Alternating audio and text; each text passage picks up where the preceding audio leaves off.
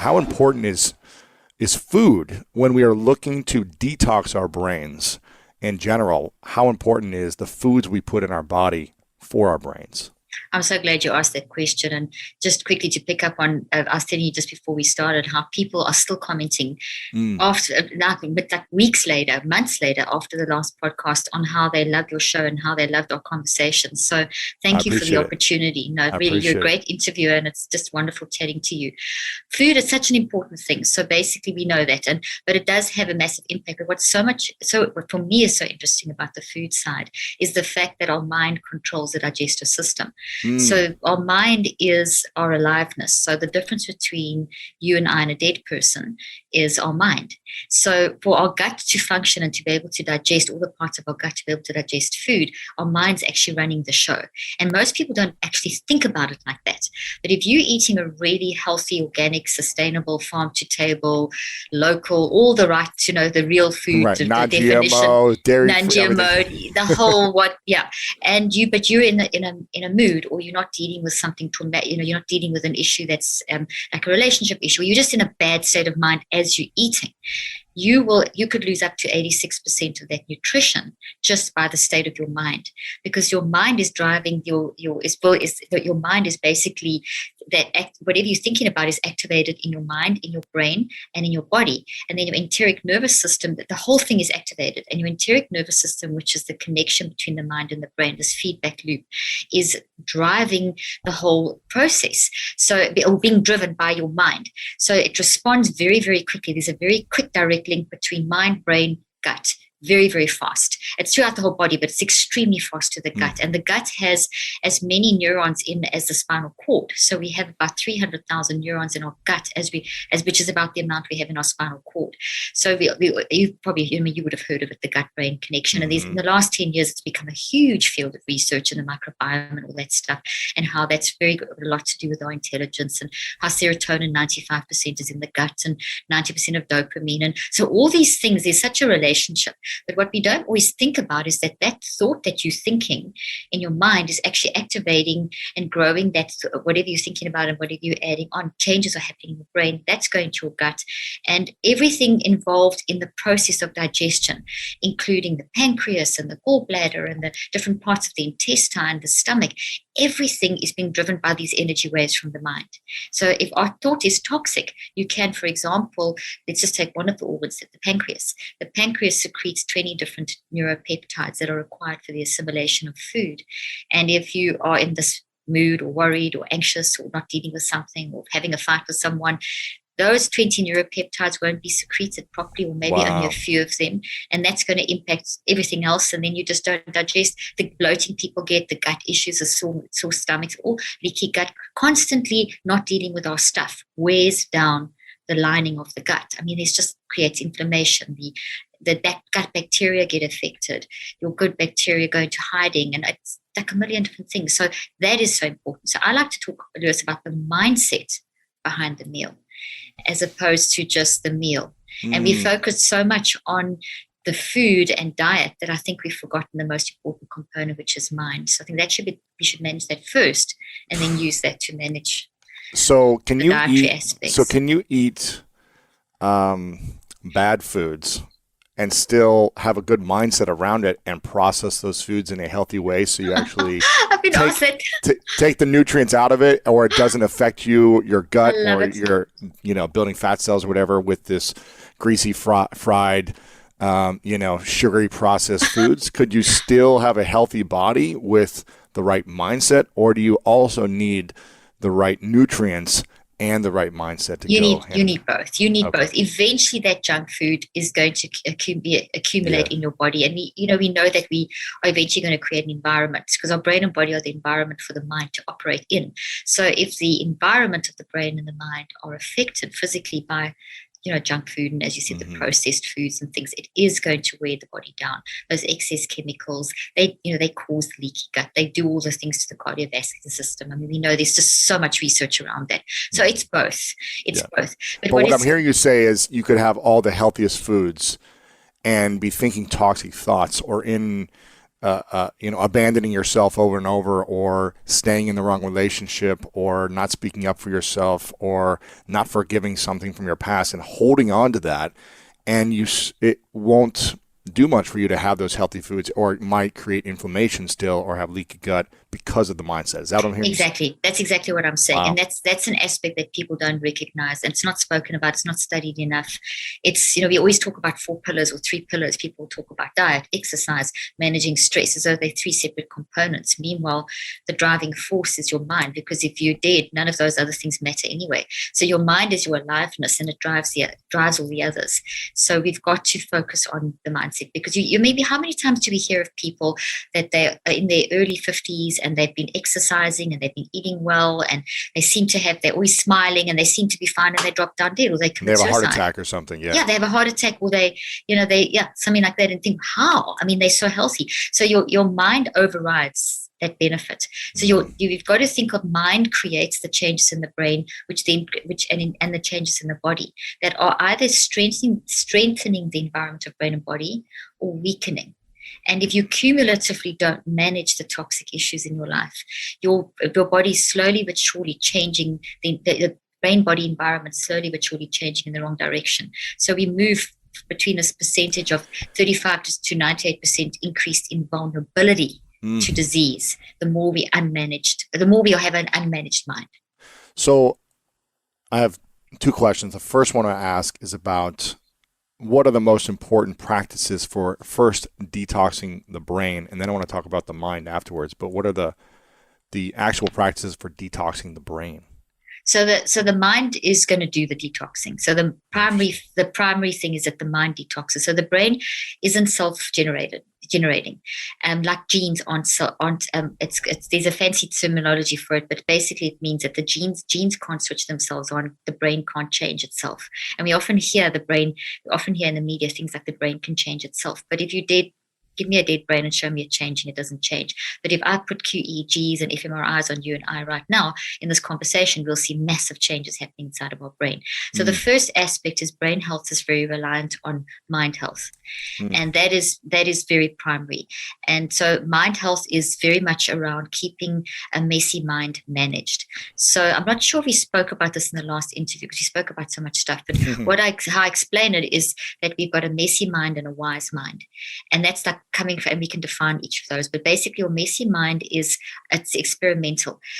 Every moment is an experimental moment in the life of a human when you're awake, because you don't know what's happening next. We can't control people, events, or circumstances. So everything is chance that's coming up in the next few moments. We can predict to a certain level of accuracy what's coming up.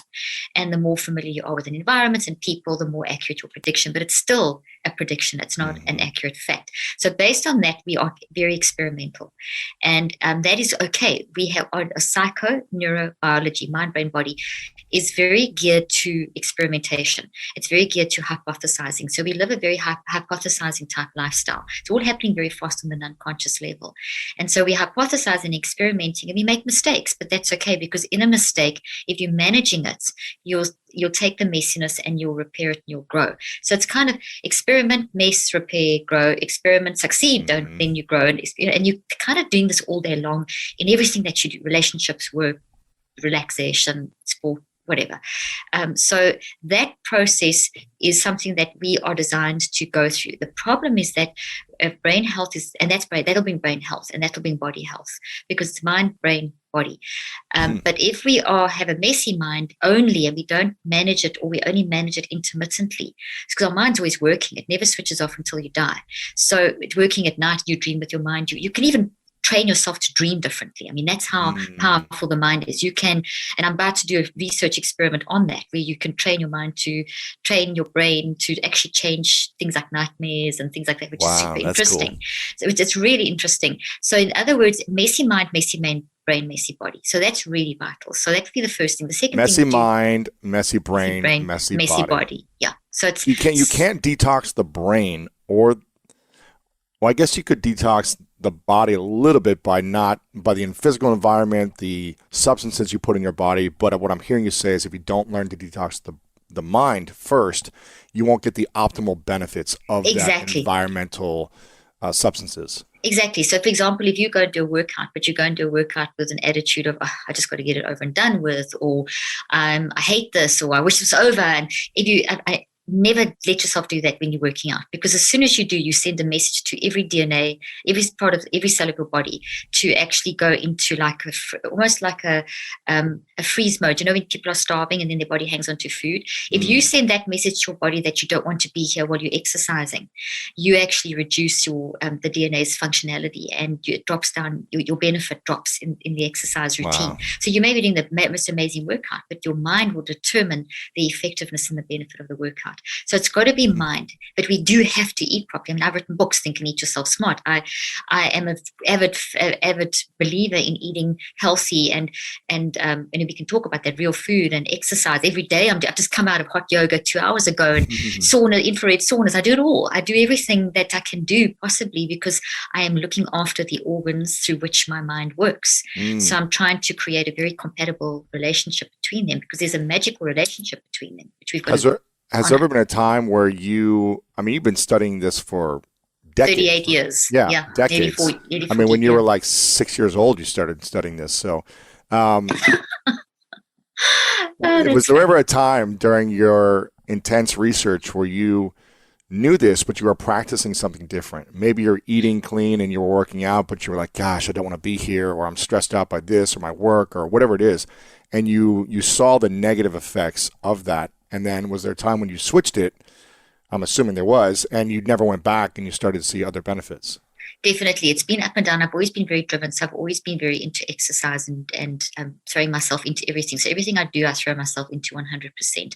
But as I've gone through life experiences, I've got 4 children, and they're adult children, and that comes with its own incredible joys, but incredible challenges. And as you would know, and so there's been times where even like I've been married for 34 years, and we have an incredible marriage, but we've had our ups and downs. So whenever it's the relational stuff that's grabbed me the most. Really? And it seems like relationships are the things that bring people the most joy and the most pain. It's because we are enhanced by each other. And that's something we should talk about, enhancement versus competitive culture, and the whole deep, meaningful relationship thing. That is such a cool, incredible concept.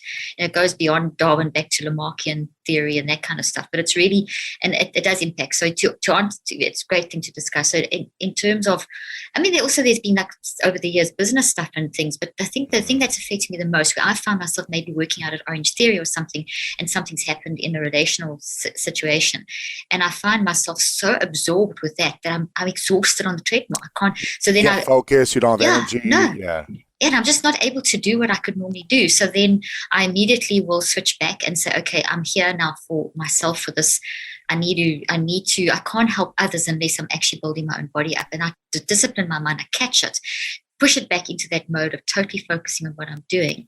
And it shifts completely. Suddenly I have all the energy in the world, and there's a difference. Yeah. Is that part of getting rid of the messy mind?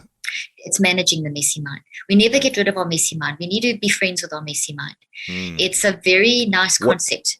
What is the messy mind? What is it? What's it feel like? The messy mind is the experimental mind, as I was mentioning. So basically it feels like I don't know what I'm doing, or somewhat I'm kind of like, I'm not sure what I'm doing. I don't know if this is right, if this is okay, if this is it's also things like someone says something to you and you react and you realize, oopsie, I said the wrong thing, or I misheard, or I made an assumption, or you see a pattern in your life where you keep on reacting to certain things, or you see that you're waking up in the morning complaining all the time. And that's messy mind. So it's where we find ourselves feeling discomfort, feeling like something's just not right, feeling ourselves irritable, worked up, all those emotions. Those are messy mind, and those are totally fine. Now here, this is so fascinating, because those are fine if they're managed. So what we need to do is own them, give ourselves permission to experience them, because you cannot grow unless you understand what they feel like. So get irritated. I'm not saying choose to get irritated, but if you get irritated, own it, and then say, okay, well, why did I do this? What can I learn from this? How can I grow from this? That's a managed mind. That's what our psychoneurobiology is designed to do. We're not designed to be these perfect toxic positivity creatures. We're very normal. Yeah, we're not supposed to be these. It's okay it's way better to actually get frustrated and say, oh, I'm so sorry. I got frustrated because of, I'm not going to do it. I'm going to do it later next time, or whatever. That's so normal. What's the difference between toxic positivity and wise mind? Okay, so wise mind is the ability to recognize I don't know everything. I need other people. I recognize I've hurt other people. I recognize it's okay to cry. It's okay to be sad. It's okay to be depressed. I recognize that anxiety, depression, these are signals. And when my body aches, that's telling me something. It's the wisdom to stand back and see another perspective. It's having deep discussions like this where you explore philosophy and explore. That's wise mind. It's if you ask me for advice on something, or I asked you for advice on something, and you gave me advice. Wise mind. When you talk to your kids and your partners or your friends, and you say, hey, this happened, what do you think? And they give you advice. Wise mind. So wise mind's in all of us, but we don't tune into it sufficiently, and it's at our core of our being, and we see this playing out in the neurobiology because we don't have any proteins, or right, let's take it from the organs to the cells to the parts of the cell down to the subatomic particles. We have nothing in our entire physical body and brain that is for toxicity. What we have is for managing it. So that's so different. So in other words, we have grace to make mistakes. And toxic positivity is all about like kind of almost putting a Band-Aid. It's like a Band-Aid on a wound. It's one of my friends says Band-Aid on a bullet wound.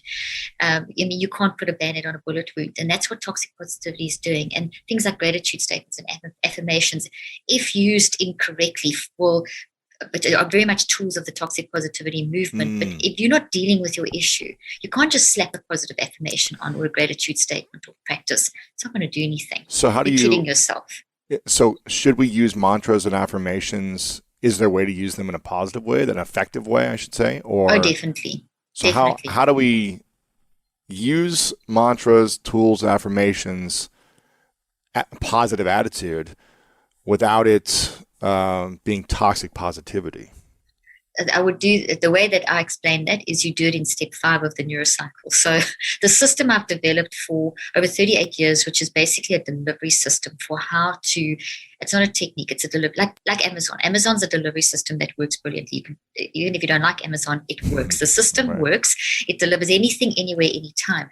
Then the concept of the neurocycle is a system of how we can directly manage our mind, get our wise mind talking to our messy mind to direct the neuroplasticity of our brain to be able to then move in the right direction and accept the ups and downs of life and get that sense of peace, which is not toxic positivity. It's actually a sense of peace. It's an acceptance of the uncertainties of life and so on.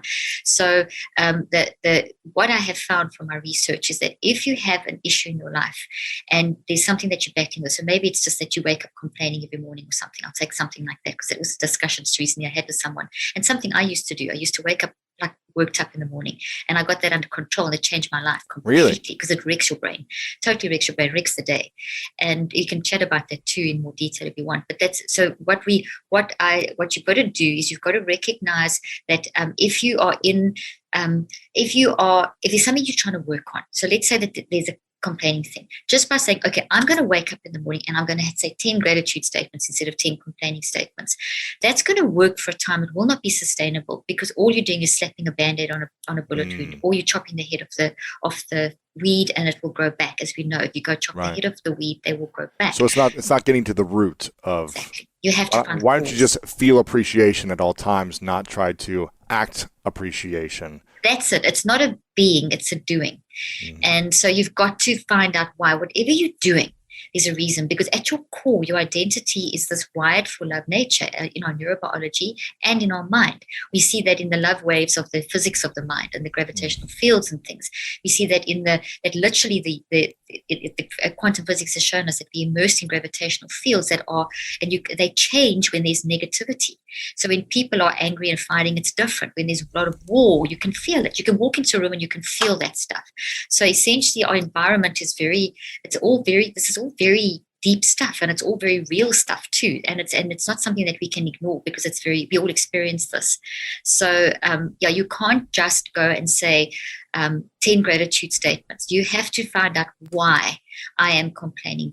I'm showing up for a reason. There's a reason why I'm doing this. At my core, I'm this wired for love person. So if I'm waking up complaining, or if I'm always irritable in certain situations, if this triggers me all the time, or if I have certain patterns, there's a reason. Don't be hard on yourself. Be kind to yourself. Give yourself grace and just find the reason. And it's such an easier way, so much of an easier way to live, Lewis, than like beating yourself up or forcing yourself to be something else. Just say, okay, I wake up complaining. Why? And then go and solve it. And that's where you can then work through the process of solving it. And it's a very sequential time process. That's why there's 5 steps you do over time. And when you find the root, then you can do the positive affirmations. It becomes the step 5. Right. Then it works because you're actually doing it in the right place. What was the biggest challenge for you to overcome mentally with your messy mind that was holding you back? You know, something that took a long time for you to finally like, okay, I know the science, I know the research, I've been teaching this, but I still haven't been able to do this myself. What's that been for you? 2 things: the complaining in the morning, waking up very negative in the morning. And how long were you doing that for? Oh, for years. I remember it was like all through the first few years of our marriage. And I remember at high school too, I'd wake up in the morning like on edge and anxious. And so for years. And I remember one day my husband saying to me, we'd been married for about maybe 10 years or something. And he turned around and said to me, you are always so negative in the morning. And he wakes up bright and happy and go away. You're too happy for me in the morning. You know, it's like it was, and he just said, you're always negative in the morning. And I didn't, until he pointed that out to me, I hadn't realized I was doing it. But it affected the first half of my day and would keep me in a kind of negative state. And here I'm doing all this brain research. And as soon as I did the research, I'm like this, I would go into a high because it immediately, as soon as my work immediately changed things because it's brain building. And that's really important for mental health. Brain building is something that we definitely need to explore in this discussion because it's phenomenal. Okay. Anyway, so complaining was set because it basically creates neurochemical chaos. Now, when you wake up in the morning, as you're going from sleep to wakefulness, there's a massive shift in neurochemistry and brainwave activity. And literally things that were flowing this way now flow that way. And the brain waves all, like delta is very high, now suddenly it drops down and theta will change and beta comes on board. And so there's a whole shifting pattern. And if you don't manage that moment, you can set yourself up for failure for the whole day or have a miserable day. And everything just becomes so much harder. So it's just a matter of mind managing it. And I trained myself. It took me multiple cycles of 63 days using the neurocycle to train it. But it wasn't as hard as I thought it would be. It honestly took me about, I think it was 2 cycles, if I stand corrected, 2 cycles. So it's 18 weeks, which is not that long if you think I've been doing it for maybe 20 years. Right. And the other thing that held me back, which I've been doing from a child as well, was if only. I used to say if only to everything. And I used to lose them. If only I would have got this opportunity. If only this wouldn't have happened to me. If only whatever. If only I said it this way. If only I did it that way. If only we had this much more time on this holiday. And one day, one of my daughters, and I've got 4 kids, and my second daughter, 3 of my daughters actually work for me. The one who's my producer, Dominic, turned around to me and she said, Mom, you are spoiling this holiday, because I was going on about all the if onlys as we were leaving the holiday. And it was, once again, it took a person close to me to actually turn on and say, I wish you'd stop. And it was a child. I was like, gosh, I'm having this impact on my child. Wow. And I went into and that took me much longer because I had been doing it for so long. And that was, even now on my, I have an app called the Neurocycle app, and it's on iTunes and Google Play. And it's literally me giving you therapy, taking you through the Neurocycle.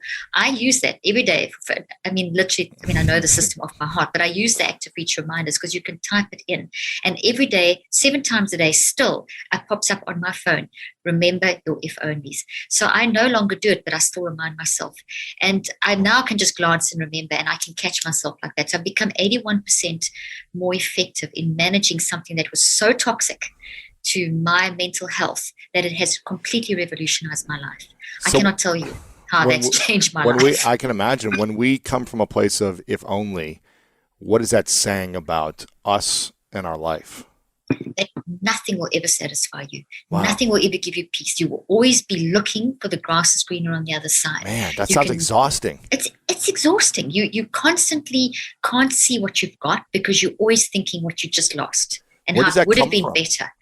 I think a level of, once I did the work, it came from a desire to be perfect, perfectionism, which comes from a very poor identity, basically, and me to prove myself. I was the youngest of 4 kids. I had a pretty, Me too. yeah, okay. So I had my two elder sisters. I mean, my family are amazing, but like any family, every family has crazy things going on, which is very normal too. That's something that we all need to kind of realize. Obviously not the extreme stuff. That's not normal. But my two elder sisters were really battled a lot, and and I was the youngest, and I was kind of had to prove myself, and so I went out in every aspect from academics to sport, and I was always the top academic and the top sports, and I drove myself to a point where it was just too much, and I was always trying to please. And my mom was very British and very, you don't compliment children, you don't give them a big head, you don't. So I remember going up to her as a little child, and she knows the story, so she's good with it, and we've talked this through, and I have a great relationship with her. But I was maybe 6 or 7, and I drew this picture, and I went up to her and I said, Mommy, don't you love my picture? And she said to me, that's vain. Don't ask me. Don't look for compliments. And it shattered me. And from at 6 or 7, that's tough. Yeah, it shattered me. It completely. And she wasn't intending to shatter me, but it shattered me. From that day, I never asked. I just proved, and I drove myself, and it was never good enough. Nothing was ever good enough because she never complimented me. Wow. Now, as an 85-year-old, she never stops because she's changed, and she's apologized, and she said, I realized I didn't, because she started doing it to my kids and being hard on them. And I said, no. I said, because she said, you compliment your kids too much. I said, you never complimented me enough. I said, my kids, when they do something that's great, I am going to be their biggest cheerleader. And she saw that, and we had this whole discussion around that, but that's where it came from. And now it's sorted out. Now she makes a point of like everything. It's like really sweet now. She's trying to make up for it, which is great, because you can forgive and forget. You can't change what's happened to you, but you can change what's in you. But that's where it came from. And once I had made peace with that, it definitely, once my mom and I had that discussion, it freed me. It was definitely a massive part of my healing. Wow. How impactful does perfectionism, or how impactful is perfectionism on the brain in holding people back? And how does someone let go of this idea to be perfect when they feel like maybe they had something similar with you, or they feel like that they need to be perfect to be loved or accepted or get acknowledgement or attention or affection or whatever it is? What does perfectionism do to the brain, and how do we let go of it? That's an excellent question. It's very distorted because it goes against your natural wild flow of nature. Because when you are, and it's all to do with identity. So it's all to do with, and when we talk about identity, we've got to talk about it as a verb as opposed to a noun. It's something that's organic and growing. So you are Lewis, but you're constantly growing and changing from life experiences. When you're growing into yourself, and you're growing, and as we go through messiness and repair and growth, it's enhancing and growing and getting better and better all the time. And perfectionism is a sort of non-acceptance of that. It's like, I haven't had a chance to really see that my identity is good enough. And so it's like you've got to always do something. And there's something that's happened. It's generally, you can't, everyone's got their own narrative, but at some point in our lifetime, we've had something that knocked us. And it seemed to be for me that was where that knock happened. And so that, growing up in that kind of environment when there was never any compliments, and not a child needs that sort of thing. So it affected my identity. I always felt like I had to prove myself in every instance. And it became a very big thing. I was like living for approval until I could accept who I was. So perfectionism, what it does. You never accepted yourself, probably. No, not totally. And and I think a lot of us battle with that. Identity is one of those I always recommend that people do regular identity checks, that you go and at least once a year you do a full-on identity check and just find out that you haven't been, because it's so easy to be shaped by experience and because it's nature, nurture, and I factor. There's the nature part of identity, that is, you have your genetic makeup, I have mine. You have your own unique way that your proteins vibrate.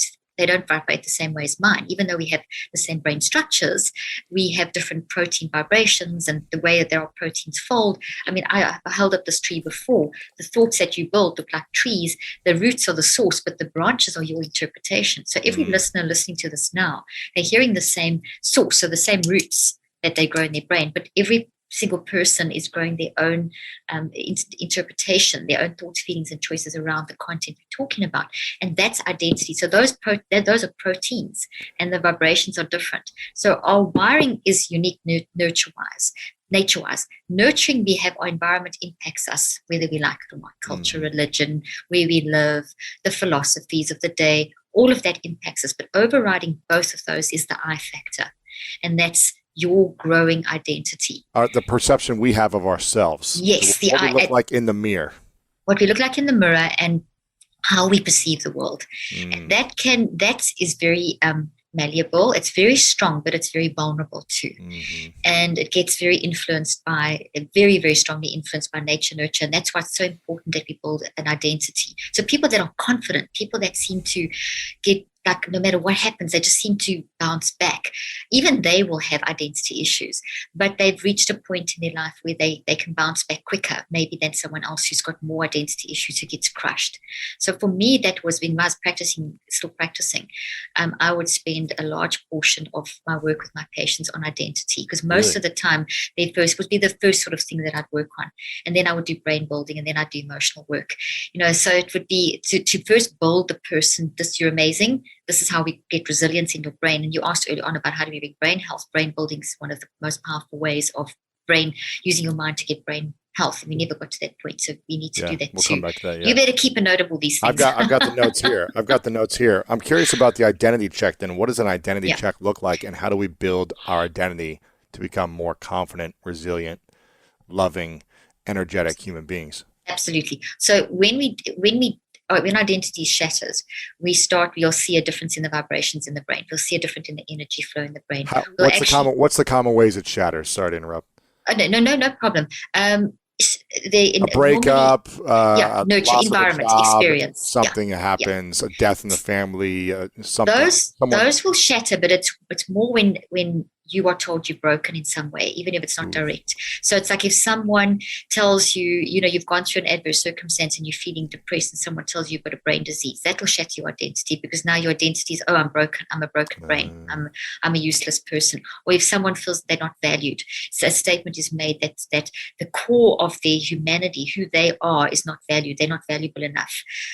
We see this a lot with gender issues. People that aren't allowed to identify with what they believe their gender is. Tremendous attack on identity. That's why there's such an increase in suicides in that kind of environment. Generally, I've worked with a lot of suicide survivors and a lot of families of suicide victims, and who've experienced suicide in their family. And the core is identity, because if you don't feel you're valued, if you feel that what I can bring to the table isn't enough, no matter what, why should I even be alive? And that for me is so important. I did a whole podcast recently on identity and the importance of identity. And it looks different in the brain. When your identity shatters, your energy, we can pick that up on the QEEG. QEEG technology doesn't read detail. It's very crude, but it does give you an idea of the level of anxiety it creates. So when you're not being yourself, or you feel that you're not valued, we will see asymmetry, for example, in the brain. We'll see a lot of low energy in the front of the brain, very, very low energy in the front of the brain. We see it with people that have been labeled. Their energy, blood flow, it's asymmetrical, and it's very low in particularly this part of the brain. And then we have 200 specializations across our brain that are unique to each of us. So it's designed because your brain's only limited in size, your skull's limited in size. So you can't keep growing your brain. So you can't do everything, nor can I. So there's something you can do that no one else can do. And that's within these 200 specializations of our brain. But it creates a need, because there's stuff you can do that I can't do. So therefore I need you, and you need me, because of what we can, because that's enhancement. And when people think, okay, there isn't something I can contribute, the identity gets broken. So we see that in those changes, and when you get that change in the brain activity and inflammation and blood flow, we're going to see an increase in the immune system, inflammation. The immune system will respond and react, because now your survival is threatened. So you're going to get inflammation. Then that has a downstream effect in your endocrine system. Then your telomeres and your chromosomes start getting shortened, which then ages your body. And I mean, it's I can go on and on. It goes on and on, yeah. The neurophysiological effects are enormous. So an identity check is critical, because the only way you're going to bounce back from what is going to happen, because life is traumatic, no matter what we would love to know, we would love the world to be perfect. The reality is, no matter what, you've had traumas and you will have trauma. That's just It's inevitable.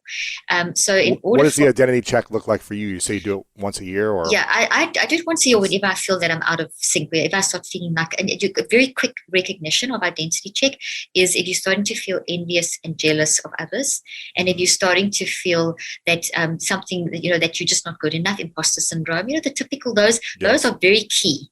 That hey, I must stop and do an identity check. So then I do it with a neurocycle. I'll go and look for all the, I'll go and gather awareness of all the signals that I'm starting to see, like this. Okay, there's a lot more imposter syndrome than normal, because we all get a level of it, so it's okay. It's when it becomes an invasive pattern. So you look for the invasive pattern signals that are affecting who I feel about myself.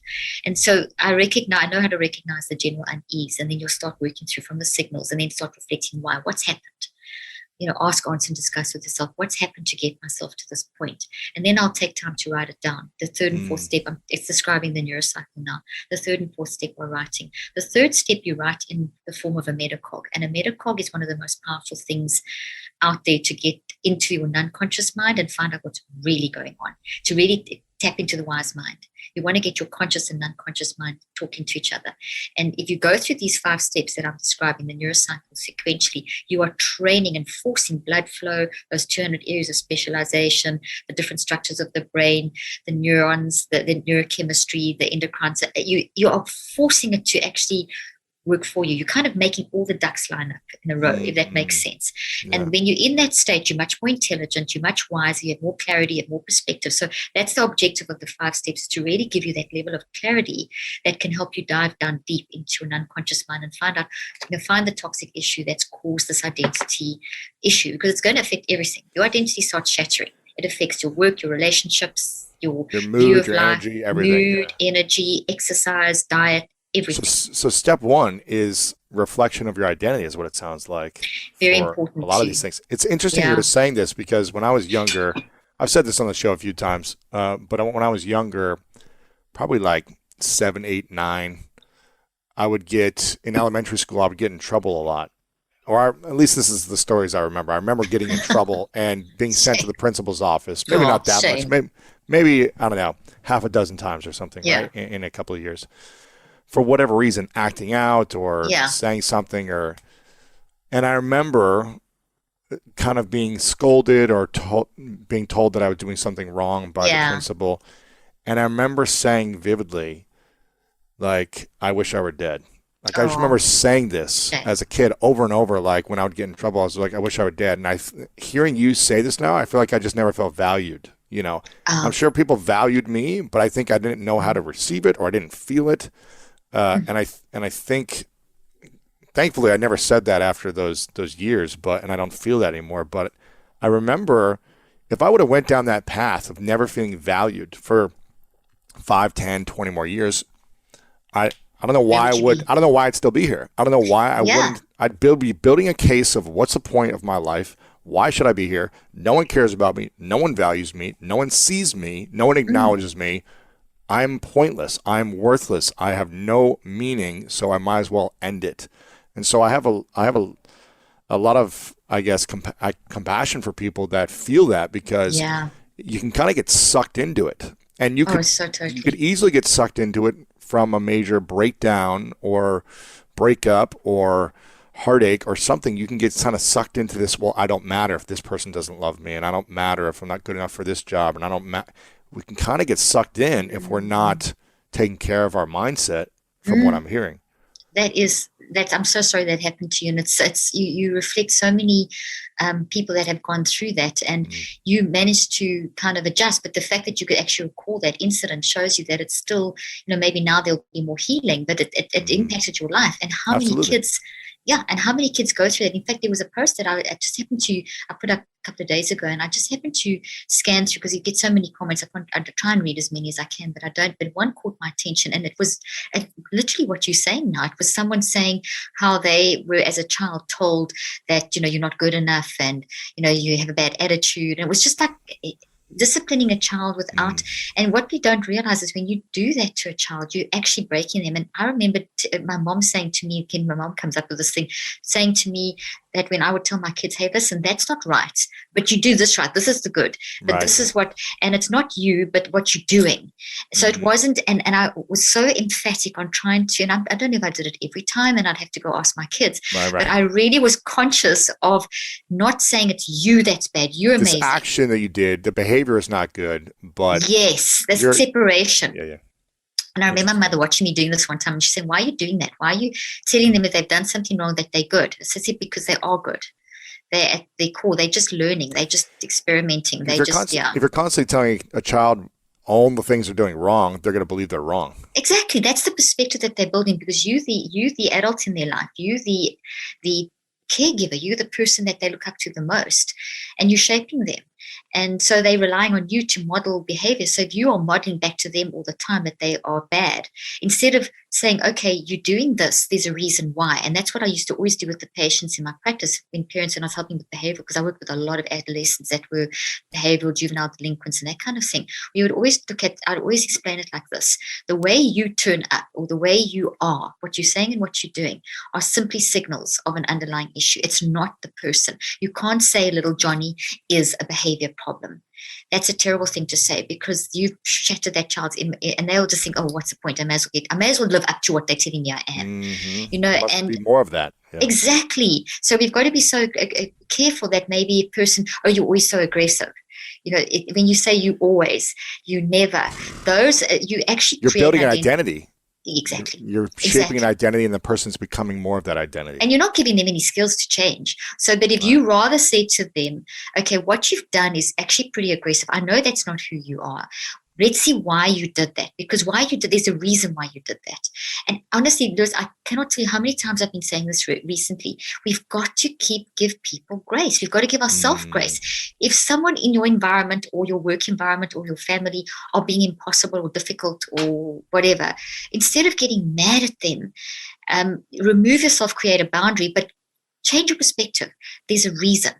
There's a reason why they're like that. So get yourself in a safe place that you can actually process it, and that you get your own mental health under control, and then go back in and try and say, okay, look, that really hurts me, the way you do this, but I understand that this is not who you are. Yeah. Can I help you, get through this? Is there something that's going on?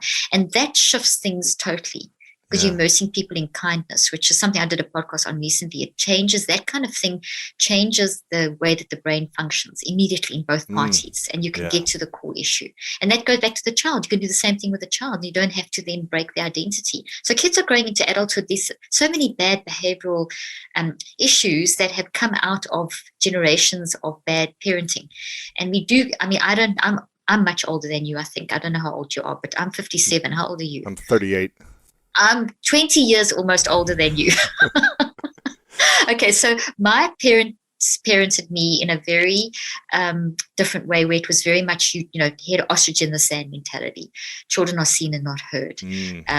Don't pull yourself together, get up and keep going, hide your emotions, don't show the emotions to the world. That's so hard when you're developing a child brain that is developing. It's hard to It's manage very, your very emotions. Exactly. So I'm part of the baby boomer generation, and we grew up like this, and that's where you see a lot of issues in the baby boomer generation. And a lot of us have carried that on with our own kids, and hopefully, I didn't, because I recognize and I'm doing the work. Thank God I'm doing what I'm doing, so I could change that. But that has created a whole breed of people, and if we don't change that, we then impact the next generation and the next generation. So we have to. But yeah, you've got to be able to express yourself. And one of the things when I was working in therapy, with doing a lot of family therapy, I would tell the parents that you've got to be authentic. You've got to explain, hey, I'm sad today. Mom's sad, and it's okay to be sad. And this is why I think I'm sad, and I'm working on it, and I'll be better. So you've modeled now for a child that you said, that a child, if a parent is sad or worked up or irritated or angry or snappy, and you don't explain to a child, the child will immediately think, I'm bad. Their identity gets attacked. So if you don't explain to the child why their identity is affected, and then they think, okay, that adults are perfect. So a sad adult means that I'm the bad person, the adult's the good person. And that's the worst lie out. All of us are a mess, no matter what age you are, adult or child. You just happen to be an older version of being a mess, and there's hopefully some growth. And what we should do is model authenticity and say, I am sad today, or I am depressed today, or yes, I yelled at you, I'm sorry, that was wrong, it's my bad, I did it because of this. So then you model to the child that say, oh, okay, it's okay if I get mad. Then they start saying, Mom, I'm mad because, instead of I am mad is my identity. It's not mad is my identity, mad's what I'm doing. So it's a doing, not a being. It's interesting because this morning I woke up and I was feeling a little sadness and I didn't know why. And I remember thinking, okay, let me just sit with this for a minute, and I don't need to stay here, but I can be here and reflect on it. And I remember it was just kind of like chatting with a friend. I was like, yeah, I'm just kind of feeling sad. I don't really know why. Maybe I'm feeling like a little, I went through a transition in a relationship lately, and I'm like, maybe I'm, a little bit of sadness from that and missing this experience. And I was like, okay, but there's a reason why the transition happened.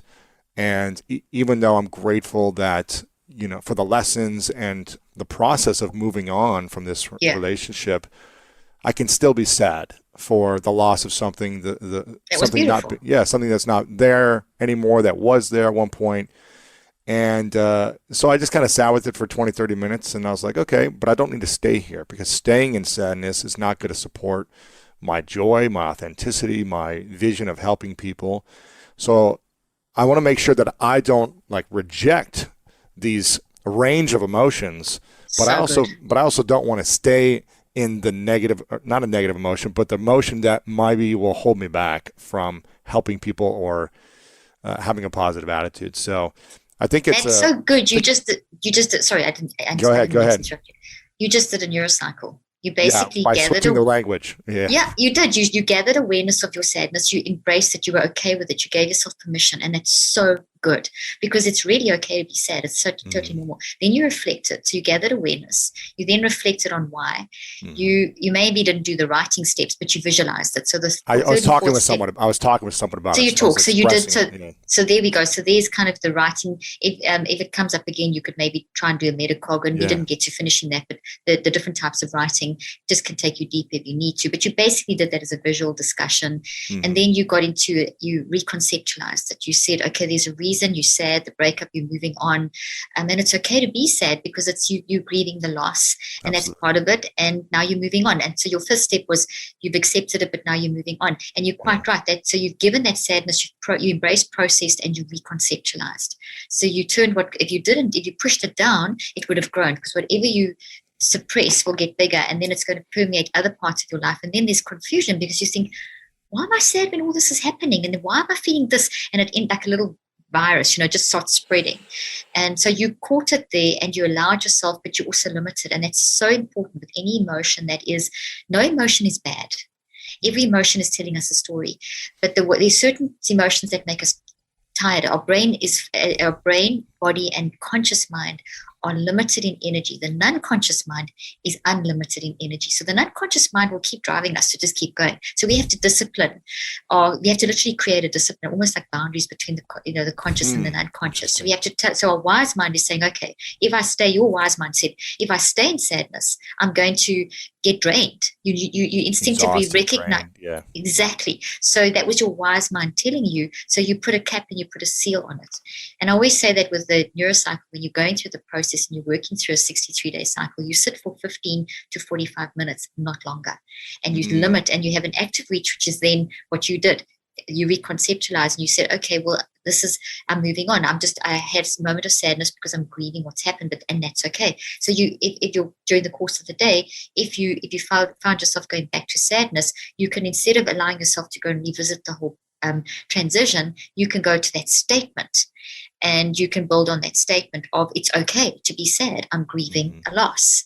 And that's part of it. And then you move on. So you're training your mind to discipline itself, not to stay in something that will drain you, but to see how you made it work for you. Because you can't change what's happened to you, but you just change what happens in you. So you just did that. So good job. Thank you. Yeah.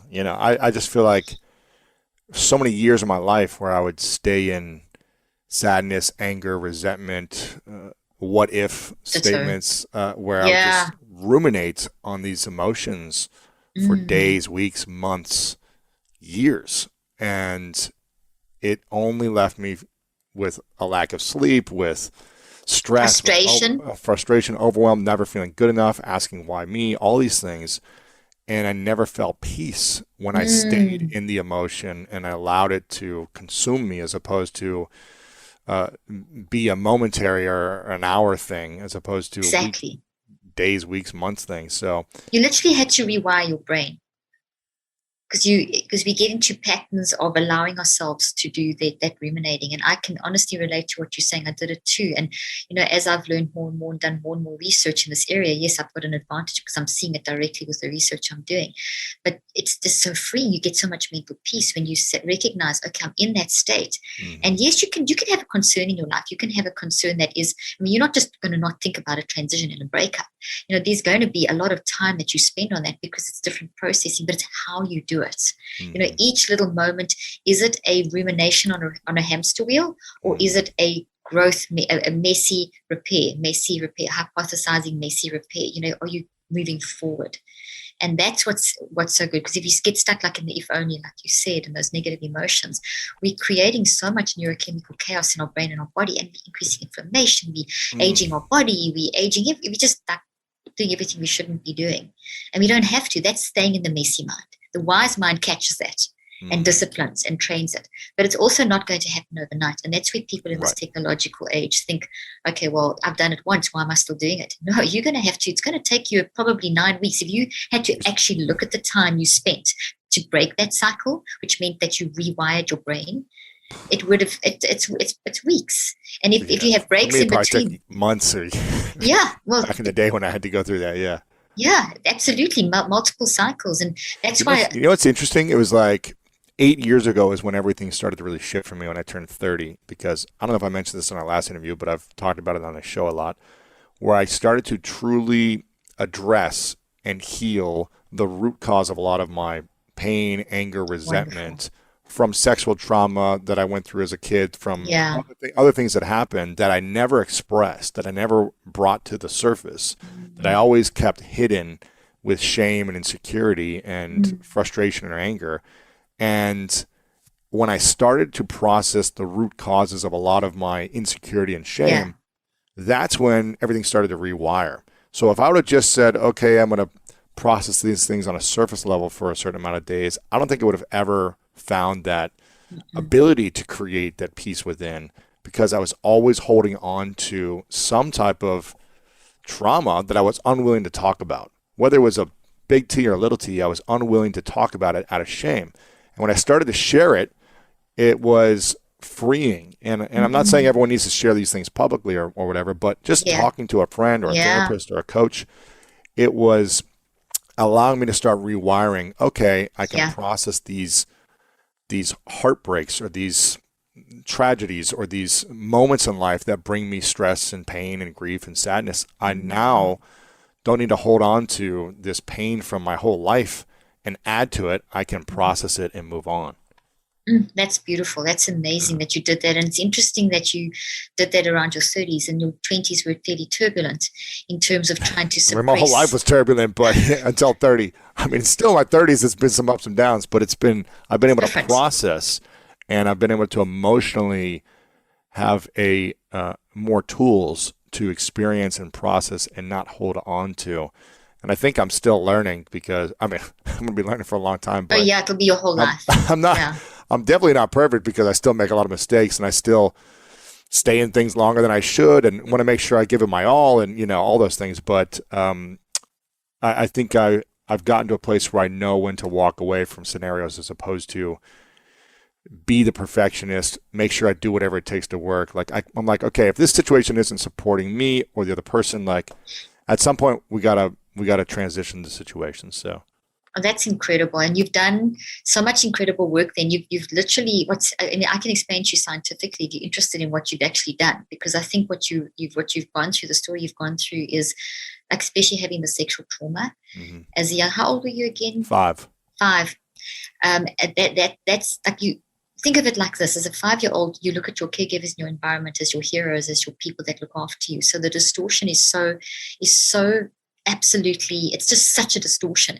So what's happened, if I use my toxic tree, and for those that are listening, I'm holding up the wiry toxic tree that represents toxic thought, as opposed to the healthy green tree. The roots over here, this whole thing's falling apart. I should pull the plastic off.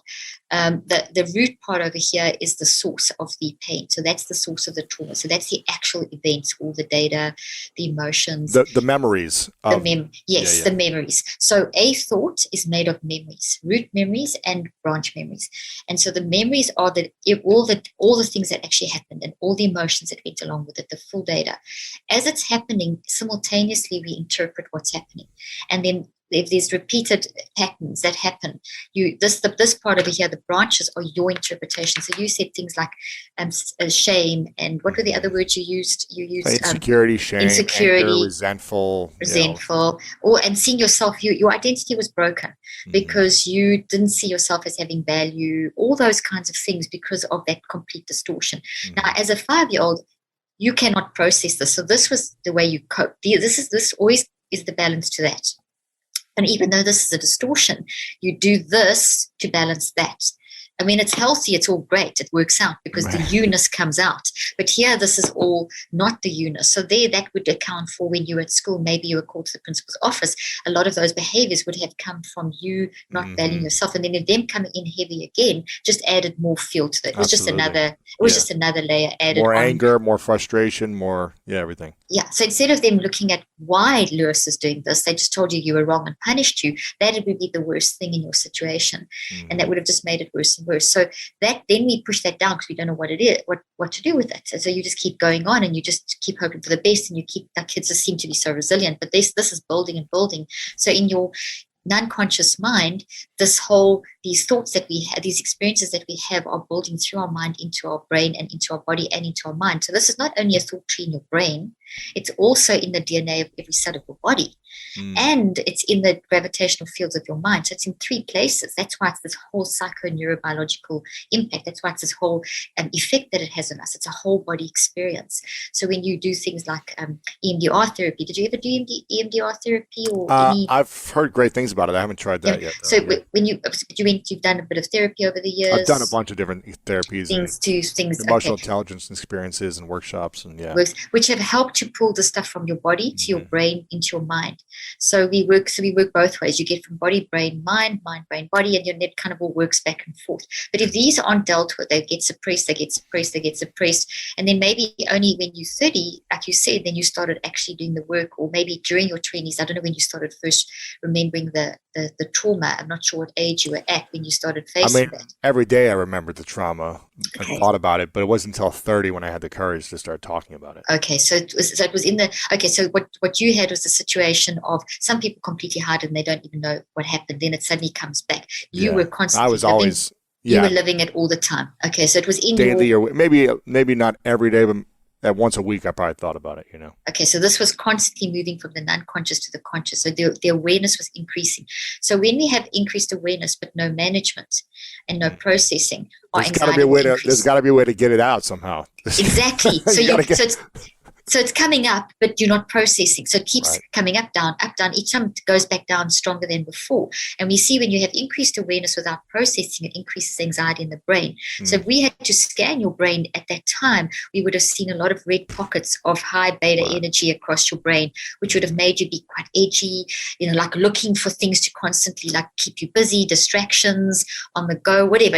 I don't know exactly what you did over that time, but you may have been just always trying to, you said perfectionism, always trying to achieve. You're trying to prove yourself in a way. Of course, constantly. Yeah, I mean, I threw it into sports, so I was just playing sports all day, practicing, trying to get better and achieve my goals. And then that would have given you a lot of release of adrenaline. Absolutely, anger, frustration, everything. You channeled into the energy, so it's almost like you used that to cope, almost like an addiction, but in a sense it was a coping mechanism, because addiction is not a disease, it's purely a coping mechanism. It's a coping signal that you're trying to deal with the stuff of something that hasn't been healed yet. Exactly. That's Yeah. exactly what it is. Because 86 to 98%, 95% of addicts get out of addiction through choice once they are ready to do the work to find the root cause. So, Wow. so you channeled for a time into that energy. You also got things like anandamide being released in your brain, which would have given you the bliss hormone, would have given you a sense of excitement, and you would have had dopamine rushes and all those things that were being Absolutely. drained. So this was draining all of that. So you're doing sport to put it back, but eventually it explodes. So it's like a volcano. If you think of a volcano, Yeah. Well, it's then bubbling. sport ended. So I was like, well, where do Now I what? channel my energy? There you And go. that's when everything started to come to the surface, where I was like, oh, You got to yeah, deal with this now. I'm not liking my personality in these scenarios when I'm feeling triggered, and people aren't liking my personality around me, and it wasn't fun anymore to be around me for, a year or two, when I was like, Really I don't know how to express shame. myself. I know happy and angry. Like, I don't The have a same. range of emotions. Like, how do I Same. learn how to express? And I think and I empathize for um, a lot of humans, but I mean men in general who are kind of built and raised Mm, in the same type of dynamic. I'm like, it's when you've never been taught how to express yourself without being shamed, without being made it's wrong, terrible. without being like, don't do that. That's not okay. You can't show this emotion. You're supposed to be a man or this or whatever it is. For, Toxic for masculinity. yeah, for women as well. Like, you need to be this, this, Mm. and this, and you can't do this. It's just a challenge, because then you're always suppressing something. It's always suppressing, and you have to go back and that's volcanic in nature, because like a volcano will bubble, eventually explode, and the Hmm. lava will pour out. That's what these eventually do. They eventually, and it did explode, as you've just described. It was Yeah. exploding in your behavior, where it was now becoming very in your face, and in people's faces, and Hmm. that was then signal. So all of those behavior patterns, the emotions, the behaviors, the perspective on life that you had, the physical sensations in your body, those were all warning signals that your body was trying to restore balance. So your Mm. non-conscious mind was trying to draw your attention to the fact that you need to identify the source. Your immune system was sending out all kinds of signals to this actual physical experience in your brain, this physical thought in your brain, your body, trying to get rid of it. So it's trying to eject and get rid of this thing that's causing the imbalance. And it comes out in our emotions and our behaviors. Well, it also And comes out physically. I mean, yes, yeah, I was going through a, a challenging scenario, where I knew a relationship that I was in needed to end, but I was staying in this certain relationship yeah.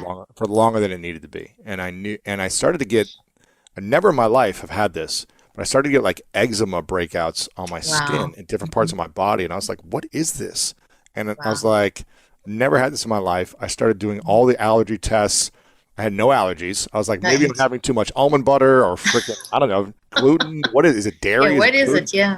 Eliminating all these foods, nothing is changing. And I'm like, well, maybe I'm just going to live with this forever then. And okay. And literally, I kid you not, once the dynamic of the relationship shifted and transitioned, my body it's going away. And I was just like, this is crazy. Like, the physical symptoms is gone. This eczema outbreak or Amazing. whatever, which I thought was going to keep spreading all over my body, it's now gone. Fine. And it's crazy when like you're saying, we need to be aware of the signals. We need to be aware of the emotions, the feelings, the frustrations, the thoughts, the sadness, the anger, and be aware of them. And we also be aware of our physical symptoms. Absolutely. Yeah, And, absolutely. am I drained? Am I emotionally tired? Am I frustrated and triggered all the time? Do I have eczema? Is my hair falling out? I don't know. Yeah, Whatever. Am I losing yeah, my vision? Like something. exactly. Am I getting Yeah, heart palpitations? Like, you've got to be noticing the physical symptoms as well from the emotional stress. exactly. That is so important what you've said, and fascinating that you've got, that you've highlighted a key psychoneurobiological link. And Mm, in my most recent book, the Cleaning Up Your Mental Mess, that one that you yes. interviewed me about last Great. time, that there I talk about some of the things. I didn't put my whole clinical trial, but I talk about some of those impacts. But there's so many studies around the link between unmanaged mind and unmanaged stress and the impact on our body. So it's directly like this. You were going through this relationship that was not good for you. You hadn't dealt with these issues yet Hmm. properly. So that combination was your mind was an unmanaged mess, and that would generate a lot of basically toxic energy waves, gravitational fields, electromagnetic fields, literally through your brain and your body. So therefore, nothing you would have had too much high gamma, too much high beta, probably not enough oxygen and blood in your brain, constricted blood vessels around your heart, all things that the immune system would have been autoimmune, because that's eczema is an autoimmune response. Everything was, so we've all got genetic weaknesses, and generally when we're under toxic stress, and it's come through the generations, it just happens, it's mutations that happen through generations, and they're dormant and they're activated, and the mind is the activating factor. So it manifests in so many different ways. So definitely you've hit the nail on the head.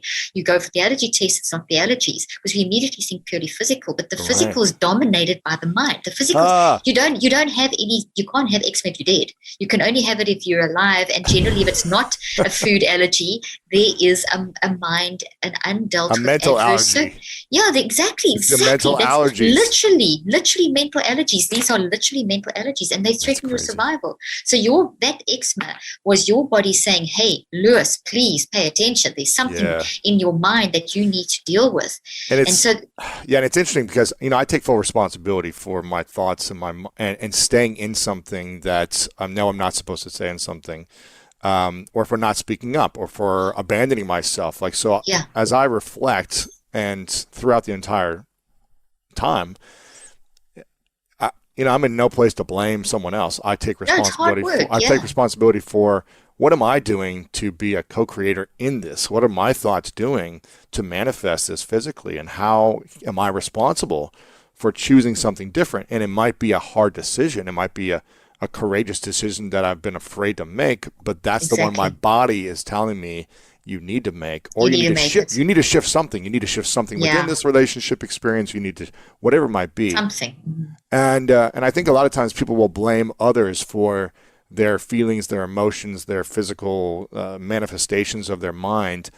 And maybe they're a part of that experience, but you can't blame someone else for the way you're thinking and you're feeling, or can we? You've hit the nail on the head. You can't, there's two parts to that answer. Our environment affects us. Yes. So when you were abused, you were a victim. There's no lesson to be learned in that victim, that what you went through as a victim. There's only healing that needs to take place. And that's what you are responsible for, is your healing. And that's always sounds so hard when someone's been sexually abused, to say that you're responsible for your healing. But no one else can heal me. No, people can support you. That's the difference. And that's that whole enhancement culture. We need each other. So you need someone cheering you along. You need the therapy, the coaching, the counseling, whatever version of that, whatever combination of that. But you also need to know how to manage your own mind, because at the end of the day, you're not in therapy 24/7. You're not in coaching 24/7. People go to sleep. You're awake at night. You wake up with your mind. You're sitting with your anxiety, your thoughts. What do you do? So mind management becomes absolutely essential in us being able to cope with anything that we've gone through. And yes, that is we can't change. I keep saying it. We can't change what's happened to us, but we can change what's happened in us. So that abuse that you went through, there's never anything that can excuse that, and there's no lesson to be learned, and you were a victim, and that person was wrong and needs to be, and person or persons, they need to be punished, and those are facts. But for you to be disengaged from that is extremely important. And the only way you can disengage from that is through embracing, processing, and reconceptualizing. So it's a deconstruction, reconstruction process. Otherwise, you keep this in your brain, and this drives you and it controls you, like it did for so many years. Every day, this was controlling you, coming up and controlling you. So until you did the work which you did to start recognizing those signals, the physical signals in your body, the eczema, whatever it was at that time, the heart palpitations, gut issues, the emotional signals, depression, anxiety, panic, frustration, whatever, worry, the perspective signals. How are you looking at life? What is your general view of life? And then also looking at which one have I left out? There's the physical, emotional, there's 4. Emotional, physical, perspective, and why am I blanking on the 4th one? There's 4 different areas that we look at. It'll come back in a moment. Sure. So once we gather awareness of those signals, then what we do is we can then start, once we've gathered awareness, we can then start doing the reflection of the why. But you've got to do it very sequentially. You first got to pay attention. So the signals are warning signals. They're clues. So you become a detective in your own life. Well, why is this happening? Okay, let me start doing some experiments. Exactly. Get some tests done and realize, I'm eliminating this, I'm eliminating that. Then where's the root cause? of that thing. So you've got to start there, but you've got to start with your signals. So these are the 4: emotional, what you're doing, behavioral, physical, what's in your body, and perspective. Okay, so emotional, physical, behavioral, and perspective, and you've got to find those first. As soon as you're aware, you then pull this up, and you change 1,400 neurophysiological responses in your brain and your body. You shift the resilience of your brain, and you start now enabling yourself to be stronger to face that stuff. And your mind, brain, and body know it's going to be hard, because treatment and healing is awful. It's hard. It gets worse. I put a case study in my book of one of the subjects who was in the beginning of the study. They literally said, "I am depression." That was their identity. Wow. And all they could describe. I'm depressed. I am depression. I am depression. Yeah. Oh my gosh. I am depression, and I can't sleep. My life, just the whole narrative was just everything that was terrible. They had tried everything, every drug. They were at the end of their rope. By within 21 days of mind management, they were no longer saying, "I am depressed." They were saying, they were no longer saying, "I am depression." They were saying, "I am depressed because of." And that is major. And then they said, so this is now, they understood now, they were saying depression is a signal. It's telling me something. Then they said something so interesting. They said, "I'm even more depressed and even more anxious than I was when I started the trial." And I said, "Yeah, that's a good thing, isn't it?" And they said, "Yes, because the depression and anxiety is different. Because the depression and anxiety shows me I've done the work, because now I know why I was depressed." They had suppressed for nearly 30 years. What had happened was also sexual trauma and a lot of physical abuse. And it had been so bad that they pushed it down and completely obliterated it from their memories. And that was coming up. So that just remembering what happened made them more anxious and more depressed. But it was a different it was a controlled depression. It wasn't a depression of, I'm hopeless. I can't do anything. There's no meaning. It was, I now know why I'm depressed, and this is what I can do. And then by 63 days, because it takes a full 9 weeks to start changing behavior, they were sleeping again. They were able to get back to work. They were able to start seeing, okay, well, I found this part. Now I need to go back in and find this part and this part and this part. So there is now a plan in place for managing their mind and knowing what to do during the day when it hit them. That terrible, and you can probably relate to this, that terrible, like how it grips you, that sadness or that anxiety or that panic attack out of the blue, just an all-consuming, or someone just says something to you that looks at you funny and your whole identity is shattered. Yeah. And you're triggered. So that is key. And that is why we've got to we've got to think, if we've been thinking a certain way for so many years because of an experience or an accumulation of experiences, you're going to have to do the work of unwiring it. And to unwire, you have to get control. So by gathering awareness of your signals, which is the very first step, you are then bringing this into the conscious awareness and you weaken it. And that's really key. And I'm holding up the wiring tree for the listeners. You then weaken the toxic thought. As soon as you weaken the toxic thought, you have now got agency or control. You still feel depressed. You still feel confused, you still feel all those things, but there's a shift. And the shift is that now you are taking control, you're empowered. And Lewis, I used to tell my patients, get 2 chairs, put 2 chairs next to each other, sit in one, and that's the wise mind. And the other one is you, messy mind. And you are talk to yourself and use the pronoun you, and give yourself therapy. And create an environment that you would love, which is kindness, grace, acceptance. And it's okay. Everything you do, and you keep telling yourself, you really are at your, I always give them the science of saying, listen, neurobiologically, you're wired for love. Your mind is an optimism bias. When you feel this negative toxicity, this is simply your body trying to restore balance. There's nothing about you that's bad. It's what's happened to you that's an adverse circumstance, and you've just tried to cope. So your behaviors are simply coping signals. So when you keep telling yourself that, and then you work through very systematically through the 5 steps, you're getting more and more control. You're using mind-directed thinking to direct the neuroplasticity of your brain that changes. So you rewire your brain slowly, and it's not a quick process. It's a slow, deliberate process over 63 days. So in the first 21 days, it's 15 to 45 minutes. Then the second phase of 42 days, you're just going to spend 1 to 7 minutes. And that cycle, and I've tracked this now all with brain studies and blood and DNA, and I've used so many different levels of studies, and we're busy publishing all these papers at the moment, but there's a summary in the book, and I've got a white paper on my website, and we're doing a national study now. But what I wanted to show people was that taking this attitude, this kind of picture I've just painted of what you did with yourself, basically. And I'm just giving you more specifics. You are actually directing the neuroplasticity of your brain. You are taking this toxic tree, you are deconstructing it, you're taking the energy that is vibrating in those branches, holding your interpretation of yourself, which is not the truth. You're taking that trauma that happened to you and you're changing all of that. And energy is never lost. And this is all energy in these proteins. And it's only transferred. So you're taking that slowly every day and you're transferring, and this is getting weaker and weaker and weaker and weaker, and you're building a healthy reconceptualized version. So by day 21, you've got this beautiful, healthy green tree. Now watch, I'm going to pull a part of it out. I'm pulling a tiny little piece of it out. There's a little piece of green that I'm holding.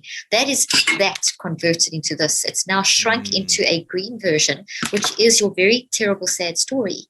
It still makes you sad, still makes you cry. Should never have happened, but it did happen. But you've now changed what it looks like in you. It's no longer this toxic thing that's causing your immune system to send out T lymphocytes and B lymphocytes and macrophages and treat it in the same way as the COVID virus, which is damaging your brain and body, whatever. It's literally the same thing it's not the same as COVID virus, but it's also protein. So it's recognized as a threat to survival by the immune system in the same way COVID virus is. And you've changed that. And now no longer is it a threat to your survival. You now have a new coping mechanism. So you remember why. So when you're triggered, this is what you revert to, not that toxic tree. But to get to the point where you revert to this, the green tree, you have to do that extra 42 days of work because habits only form in those cycles. And I'd have patients, Lewis, that would sometimes take 2 years to get to the point where they were kind of had sorted out all this stuff. Some people will do one cycle. There's no cookie cutter anything. This is not a technique. All I'm giving you is how you get your mind under control so that you can unwire these things and rewire them. And it's different for everyone's narrative. But you can do it. It's hopeful. We can do this, and it's hard work, and it's difficult, and it's traumatic, and you need support. And there's times where you're going to get so depressed where you maybe can't get out of bed for a few days because of just the awareness of what's happened. But you will keep. That's all progress. And I remember having patients that were like had gone from suicidal to ups and downs to seeming to cope to like back together, then suddenly crashing into deep depressions, and then everything is progress because at every stage there's another level of awareness, and then getting to the point, okay, I can cope, I can move forward now, I can start, which is what you did. Right. Yeah. You've done that. Now you've channeled all that energy into helping others. It's all a process. It's all a process, and there's always going to be new lessons to learn, I'm assuming. And oh yeah, it's that messy grow. It's that messy. Repair, grow, messy, Right. Give ourselves permission. It's okay to be messy. It's okay to be depressed and anxious. It's not an illness. You're not a broken brain. You are just, those are all signals. Be Poirot, be Sherlock Holmes. Be your own thought detective. There's so many things I want to make sure we go over still, but I want to go into relationships in a future episode, in a future interview. So if you want us to so leave a comment on the YouTube channel and just put #relationship if you want us to do another interview about the brain connection in intimate relationships and how that affects our mood and energy and all those things. I think it'd be fascinating. So leave a comment there if you guys are interested. I want to go over brain building. I also want to go over what you do for the ultimate mindset training in your morning and evening routine to set yourself up for success for a day. But I also want to go back into identity check and we didn't quite finish that. Figure out what do you do when you are checking your identity, and how do you reprogram your mind to build confidence in your identity moving forward? Okay, so where do you want to start? There's 3 things there. What do you do when you're doing a identity check? What are you doing personally? What does that look like? For me, okay. Start there. So I tune into, once again, the signals. So I'll be going along and I suddenly notice, for me, I've got certain key signals that tell me I need to do an identity check. One is imposter syndrome. When I start feeling like, oh my gosh, I shouldn't be talking about what I'm talking, I don't even know what I'm talking about kind of thing, then I know that that's nonsense because I've got 38 years of research and I know what I am, and I don't know everything, but so I have to, so as soon as I start feeling like that I will say, okay, that's, and I watch it, then I watch. So I watch for imposter syndrome. I watch if I start getting perfectionistic, if I'm feeling like this obsession to be perfectionistic, If I start feeling, if I like maybe hear if I start feel little bursts of, it's not like jealousy or envy or bitterness. If any of those, I mean, I own it all. I'm not scared to tell people if I have those, because it's so normal to have those. What's not normal is to keep them. I'd never see imposter syndrome, perfectionism, jealousy, envy. I never see those as evil, terrible things and I'm now a bad person. I only ever see myself showing up as those because of something. And so those are my key things. If I start feeling twinges of envy or jealousy or imposter syndrome or perfectionism, then I know, okay, so there's, and then I watch. Is there a pattern? How often am I doing it? Is it daily? Is it weekly? Is it just now and then? If it's now and then, I'm okay. But if I see, okay, hey, this is happening daily and I'm being triggered by everything. So I look for frequency. So I know my signals, then I look for frequency. Then I say, all right, now it's time. This is happening way too often. I need an identity check. I need to sit down, and then I will actually sit for 63 days every day, and I do it while I'm always working on something. So if I see it's an identity check, I'll finish whatever I'm working on, and then I'll start. And I always do my neurocycle for anything when I'm getting ready in the morning. It's just the routine I've set up in my life. So it's so then while I'm getting ready, it always takes me about half an hour or so. So it's great time. No one comes in the bathroom. That everyone knows that's leave mom alone. That's leave me alone. That's when I have my space. So I have a routine. So then I'll start with, let's say it's day one. I'll say, okay, those are, I'm seeing I'm doing imposter syndrome. I see the 4 signals. Then I break it down. Okay, what are the emotional signals? What are my feelings? So I'm feeling a bit of envy, a bit of jealousy, a bit of frustration, whatever. Then I'll say, okay, behavior. What am I doing? I'm definitely not smiling as much. Maybe, so I look at my behaviors. I seem to be a bit short. I'll keep talking about this. It's coming into conversations. People are actually commenting, why do you keep talking about this? So I look at my behaviors. So emotional warning signals and behavioral warning signals. Then I will look at my body. I'll sense my body. What's different? Wow, I'm getting more gut aches. My gut, we have such a genetic weakness in our family with gut. It's very common. I'll notice that foods that don't normally make me bloat, suddenly I'm bloating more. I'm suddenly getting incredible cramps in my lower colon. I know immediately there's a certain pain that I get in my colon that is related to emotions. Oh, man. I get tremendous pain in my heart when I'm very toxically stressed. Like it really feels like pain. It's sore. I can feel the pain. Oh. So I notice those things. So I'm very aware. Then I'll look at my perspective. And my perspective is, why am I doing this or something? So it's kind of in a negative, it's moving to a negative zone.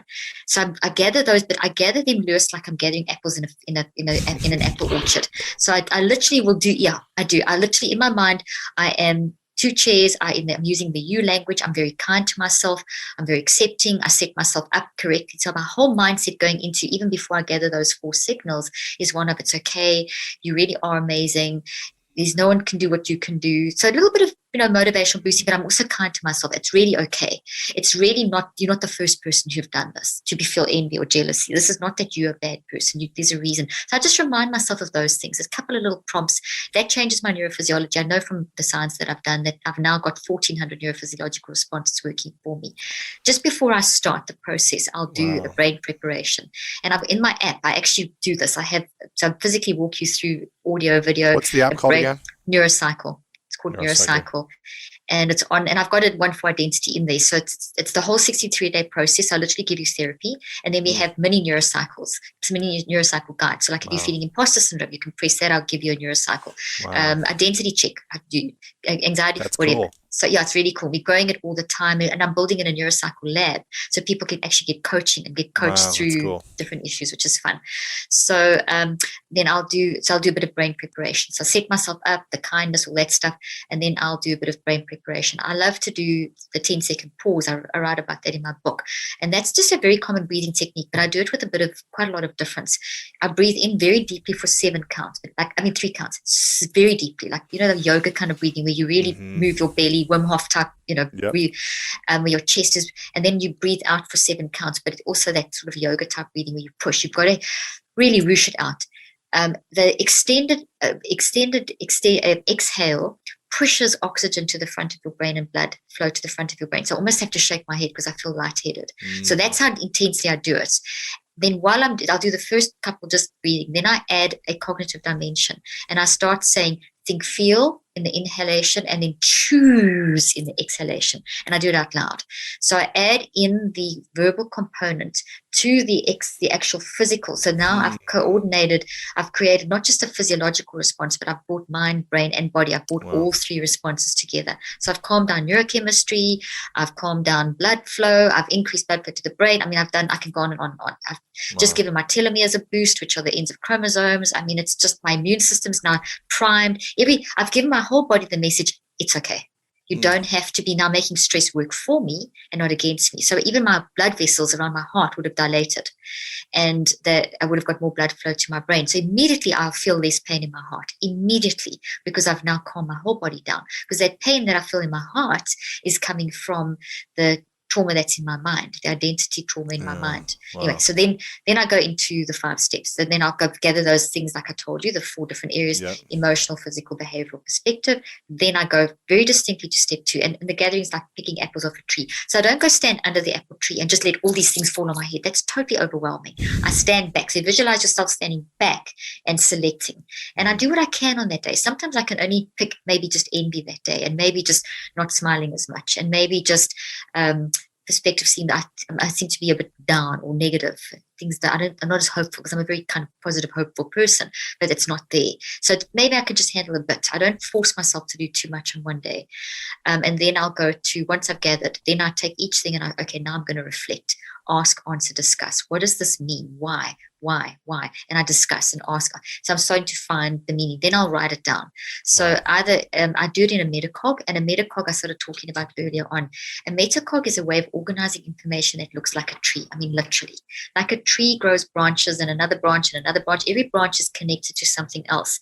You grow branches on a piece of paper, and on each branch you write a word or a couple of words or a little phrase. But nothing's floating on the page. This is so important. And you start in the center and you just build. You can either go clockwise or anti-clockwise, whatever you want to do. You can keep it all clockwise and turn your page, whatever you want. Lewis, I developed a system about 38 years ago, and I've constantly improved it. I would do this with my patients. I would work with people, for example, with personality disorders, and using the metacog technique, they would be able to see the different personalities and reintegrate them and find the trauma source and that kind of stuff. To get your conscious mind working with your non-conscious, to find all the trillions of thoughts that are in your non-conscious mind where they're stored, to get that depth, because your conscious mind is only working when you're awake, but your non-conscious mind is working 24/7.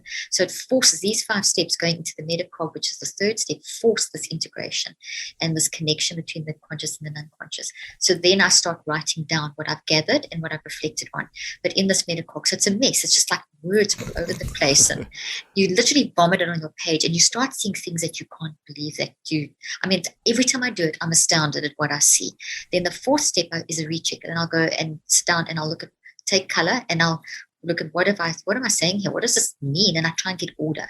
I look for triggers and patterns and antidotes. Big thing is antidotes. That's reconceptualizing. You said that's an antidote or reconceptualized statement earlier on when you spoke about this morning, the sadness that you felt, and you said you gave yourself permission to feel the sadness, and your antidote, your reconceptualized version was, it's okay, I'm feeling sad because this is a transition in my life, and it's okay to feel that. And then you moved on into the day. That's what you look for in step 4. You look for what is the antidote? Yes, you're feeling this because of this. And you start, so as you go through those stages, you start seeing the reasons why, especially step 3 starts pulling that reason, the root of why I have this identity thing. And you start seeing, wow, I thought I had dealt with that, but I haven't. This is still an issue. I still need that approval because of this. Why do I need that approval? Do I really? And then you start saying, actually, I don't because of this. So step 5, then that builds into step 5, which is then a little statement that I'll hang on to for the day. And that's where your gratitude statement or your positive affirmation or your whatever, a summary of what you've achieved that day. It could be as simple as, okay, my identity's been knocked. I'm feeling this envy. It's okay to feel that. And maybe that's your statement. It's okay to feel this. I'm finding the reason why. And that may be all that you do. So in the app, I would type in, it allows you to type in your active reach reminder. You set it to go 7 times in the day, because there's research shows that if you can see something consciously, be prompted 7 times at least during the day, you then are putting energy to the positive and taking it from the negative. And so you're transferring, you're weakening this, and you're getting the healthier one stronger. So you're weakening the toxic, making the healthier one stronger. So I'm now re-energizing, and I'm disciplined big thing is disciplining my mind, not to go back and give energy to the toxic pathway, but to actually take energy from it so it weakens. Some allowing grass to grow over the worn pathway. And that's what I force myself to hang on to. That's all I allow myself to think of the rest of that day. I always like to have a visual as well. I love white roses, and I love the sea like most people do. So I'll have some image. So it'll be, it's okay to feel envy, there's a reason, and then I'll imagine white roses. So each time my mind wants to go back to this imposter syndrome, this identity, this lack of value, whatever, I say it's okay to feel envy, white rose, and then tomorrow I'll go further. And that's how I do it. So over 21 days I will do that, and then for 42 days I'll just go with my final active reach. And I find that I do a big one like that at least once a year, but if I need to do more, I do more. And sometimes all I need to do in between is a quick 5-minute cycle. Oh, hang on, there's a bit of an identity thing here I can run through, and I remind myself. So in the course of the year, I probably do 5 or 6 times a year, if not more. Does that help? It's massive. And I think identity check is something I feel like all of us should be doing. And all the time. Constantly adjusting and improving on, because what I'm hearing you say is our belief around our identity is what shapes a lot of our mindset. Oh, absolutely. And then what you're going to say and what you do. So what you'll do is, once your identity is sorted out, once I do that kind of identity check, the big one and then the little ones in between, I'll immediately shift in my day to looking at something differently. So now I see something that I think changes. Yeah, absolutely. Yeah. So something that I think I should have achieved in my business, and I'm not achieving it, and I've compared myself to someone else, I suddenly look at that and say, no, I don't need to compare. I'm now enhancing. So I shift from comparison and competition, which is totally toxic. It's not at all human nature, and back to enhancement, which is, oh gosh, that is amazing what that person is doing. Wow, I love that for them, and I mean it. And I'm so excited. Now, I enhance them. How does that enhance me? What can I learn, or what works for my life? What do I have? What do I need that exact thing? I can't have that exact thing, because that's that person's thing. That's what they've got. That works for their life. I can't use my measure of success against their measure of it. So I tell them, we know all of that, but you're not going to believe those words. We're very good at saying words that we don't believe. An identity check takes the words that you're saying that you believe. We're very good at saying the kind of statements I've just said that we don't actually believe. And we try and convince ourselves. That's the Band-Aid approach. That's the positive affirmation approach. So I know when I'm saying those statements and I don't believe them, I know I need an identity check. If I can say those statements and I'm genuinely, throughout my entire mind, brain, body, if I'm entirely, totally happy for that person's success, and I'm not thinking, wow, I want it. If I start thinking... Give me an example of like feeling jealous or envious about someone else and saying I'm happy for them, but not feeling it and believing it. So let me think of something. So it's a whole body check. So there's been times where I've said, oh, I'm so happy that person got a New York Times bestseller. Yeah. And then I say, hey, but I can feel my body's not, I'm out of alignment here. Then I have to go and do a little identity check, and I do it in a quick neurocycle in a minute. Then I'll say it again. Okay, I really am genuinely happy that they got a New York Times bestseller, or they got on the whatever, Publishers Weekly, or whatever the case may be. And then I check my whole mind, brain, body, and I can feel, actually, yes, I do. It's true. There's a whole, like an alignment that I feel different, and my body feels different. There's like I'm relaxed, and I'm excited, because I now feel that I can see that their success is their success, and that enhances me. Whatever someone else succeeds in is only to my benefit. Why is that? Because that generates, they're operating in something that they can do that no one else can do. So if I celebrate that, they're generating a whole bunch of success energy and love energy that's going to hit me and build me up. So and then I in return am building them up. So this is Einstein's work. Not that he spoke directly about it like I'm speaking about it, but he spoke about he worked with a few people on how we generate photons. And there's been tremendous advances in that work, and especially in the field of quantum physics. So if you're genuinely happy for someone else, you're going to generate photons. When you're alive, you're generating energy. You and I are generating energy. Now, even though we separated technologically, we impacting each other. We've got a relationship going through our connection, etc. So we entangled. So we're impacting each other. So, and it's positive, because we're discussing positive things. But if you have a toxic relationship with someone, the photons that have been generated are toxic. So toxic energy waves, the electromagnetic light waves are toxic. They're different, and they can see that with research now. So that's the example of that. Is if you walk in a room and you know people don't like you, you can feel it.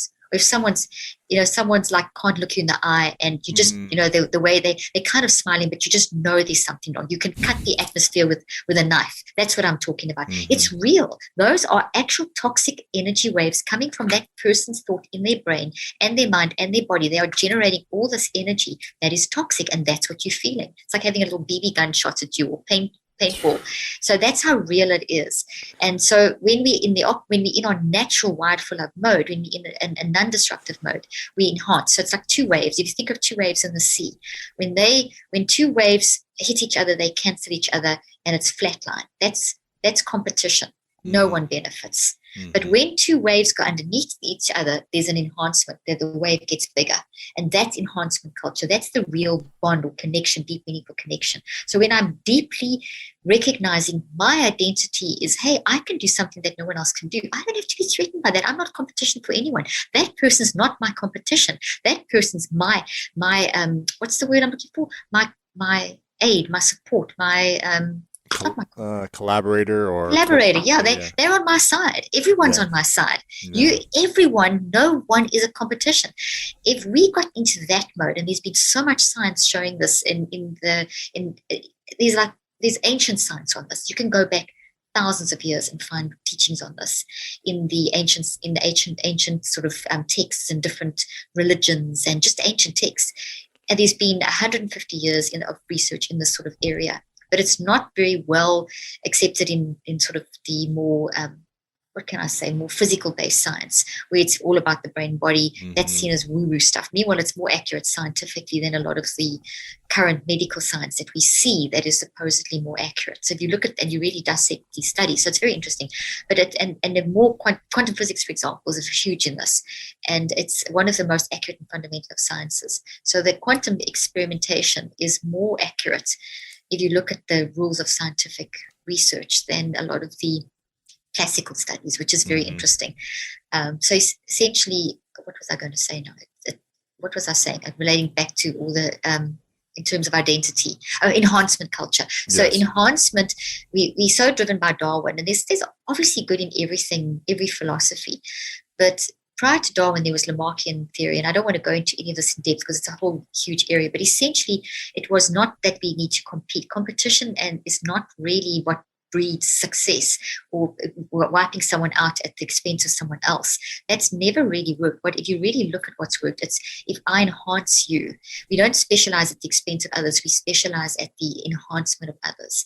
And if you look at the research on bond research and that kind of thing, we build each other, we grow as a community. So communities, for example, that are very community focused versus individualistic, they're much more successful in helping people with mental health, with relationships, with peace in the community, with just generally happiness, versus those that are very individualistic. American society, which is one of the unhappiest societies in the world, there's not enough enhancement. It's all about if you're doing well, that's a threat to me. That's absolute nonsense. If you're doing well, that's great for me, because that means you are enhancing me.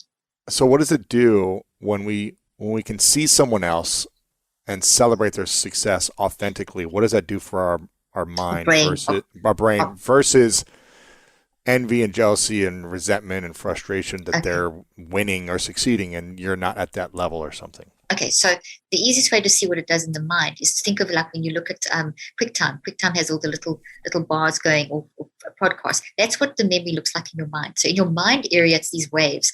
So a love wave is generally like a sine wave, versus when we're in any kind of envy and jealousy, it's a very erratic wave. And when that goes through your brain, it creates neurochemical chaos. So first of all, you've got neurochemical chaos. So you won't have enough balance between serotonin, dopamine, anandamide, and the various different chemicals, which then affects the hormone balance, which then affects heart palpitations and cardiovascular function, immune function. So every system of the body becomes disturbed. That's why we feel disturbed throughout our entire body. In the brain, we'll see an increase in high beta. High beta, if you think of a wave, when the wave is breaking and you see the white, that's high beta in the brain. Now, you're only supposed to have a burst of high beta and then it should crash and settle into a more gentle wave. But if you have a constant tsunami of high beta, it creates tremendous and almost sometimes shearing of axons. It can actually damage, it can actually cause physical damage to the axons because you've got too much of this wrong energy, too much of the wrong chemicals. And that can create all kinds of distortions that eventually make things like tau protein, which is actually a good thing, become a bad thing. And we hear that in Alzheimer's. And so eventually, if we have years and years and years of jealousy, envy, unmanaged mind, we're damaging our brain. And cumulatively over the years, we change the neurons, the neuronal structure, the levels of good and bad protein, amyloid beta, which is a very important good protein, but in the wrong quantities, it can create memory loss and all that kind of stuff. So eventually over time, we change the structural integrity of the brain. And so it causes brain damage. And envy and jealousy do that in a big, big way. Really? Competition, wow. That stress that it causes, it creates toxic stress, very bad for your heart because it causes a constriction of blood vessels. Then that's less blood flow to the brain. And if you don't have enough blood flow to the brain, you become more impulsive. You lose your intelligence. You lose your cognitive flexibility. You'll have, instead of having lots of waves of high beta, gamma flowing from the back to the front of the brain in a balanced way, you're going to have a tsunami of gamma in unbalanced ways. That's not good. You're going to have an increase in delta too much during your conscious. So there's a lot of different patterns that start emerging, and we're learning more and more about this as science is advancing. So there's a definite impact, but you can change that. You can reverse that. That's the hope of neuroplasticity, of mind-directed neuroplasticity, because neuroplasticity can't happen on its own. It happens run by mind. So you direct it. So you can change that. So it's changeable, but it really creates a mess. And that isn't going to lead you, it's going to lead you to make decisions that maybe will get you to the top in a certain way, but the price you pay in relationships, health, happiness, peace, so many people that have got to the top in a competitive way are not happy people. And people on their deathbed, you ask them what they'll say, I wish I'd worked on my relationships and love. Be designed for enhancement. You can still get to the top. Then also we've got to define what is getting to the top. Right. Yeah. There's a whole different redefinition needed of that too. At the moment, it's how many likes you have on Instagram, how many New York Times bestsellers you have, how many, we've got very, very toxic versions of what success is. And that needs to be changed as well. Absolutely. They're very competitive based. This is fascinating. I'm just thinking about a majority of my life where I was competition focused. And we grew up in that environment. I actually like competition, but more of like toxic competition maybe, where it's like, I need to be the best. I need to be number one. I need to win at all costs. Otherwise I don't feel loved and supported and, desirable or whatever it is. I'm all for competition and bringing the best out of each other. Yeah, that's enhancement though. That's not even competition. That is, okay, let's enhance each other. Let's see who can do the best, whatever, create the best. And then it's like everything's to be celebrated. But as you are building, so if you shift your mindset and say, okay, we've got a competition here for someone who's going to build the best new version of quantum computers, because they're busy trying to do that at the moment. So if instead of it being a competition, let's talk about an enhancement. So everyone is throwing everything at it. Let's actually take the vaccine, COVID, the COVID. If we had more enhancement versus competition, we would have had a vaccine earlier and distributed to the poor countries quicker. Right. But it's the competition and the desire for finance that has taken precedent over humanity. And that's an example where, a lot of the scientists didn't want that. A lot of the scientists wanted to share each of it. So it's what's working with everyone. Exactly. Yeah. So you've got something to bring to the table, and so do I. You complete a piece of the puzzle, so do I. So if we put our heads together instead of competing against each other, that's going to lead to success, global humanitarian type success, as opposed, because it takes one man to make a difference. So it's how we look at it. It's just like a whole perspective needs to shift. Yeah. We're getting deep here. I love talking to you. We get into all these really excellent things. It's called the School of Greatness, Caroline. I love it. School of Average. No, it's fantastic. Not that we're competing or needing to be the best. No, we're enhancing each other. Greatness means a beautiful thing. It means we are growing. What is it that you bring to the table that I don't? I must tell you a quick story, if I may, just about that statement. Years ago, when I worked in South Africa, one of the things I did was I trained teachers. I used to work in the apartheid era and the transition. I don't know if I told you this before, but I spent 3 days a week in apartheid South Africa, working in in the apartheid transition and post when Mandela came to power. And I saw firsthand the impact of terribly evil social structures on humanity. And that's why I chose to do that at the same time as doing my research and working in private practice with people that had a lot of money and could afford to see a therapist. And so that was one of the best experiences of my life. That's where I learned what I really know about life and about this field that I'm in, because I saw how humanity, when you put your mind to stuff, it's just incredible. It's School of Greatness, honestly, was that time period. And I used to train a lot of teachers in the education environment to try and help uplift the terrible education that the Black population had been exposed to. So part of my team, we worked with over 300,000 people. We actually reached more, but we would work with teachers and students. And one of the projects was 300,000. What we would do is go in and train the teachers on how to use their brain and how to learn how to build their brain, how to manage emotions, how to just really get the most out of the mind-brain connection, and then how to adapt this into the education system so that you could transfer knowledge more effectively. Because literally these schools would have one textbook, 100 kids, piece of chalk this size, an old chalkboard that didn't work, and they would get the kids to literally repeat and regurgitate with no understanding. And I remember teaching one of these schools, and I'd always teach identity first. Was the first session when I trained teachers was identity for themselves, identity for their students, and then I'd go into the techniques. And as I started this, one teacher stood up and he was so aggressive. I'll never forget. He just said, "Dr. Leaf, I'm sorry, but you have got it wrong. There is a kid in my class who is so stupid and so difficult that there's no ways that he could learn anything or he could change." And I mean, it was worse than that. He really went on. It was just like a whole mouthful of venom. And I was so dumbstruck, and I'm very seldom dumbstruck. And one of the other teachers in the class stood up and said, "Sir, that child that you say is so stupid can do something that you can't do.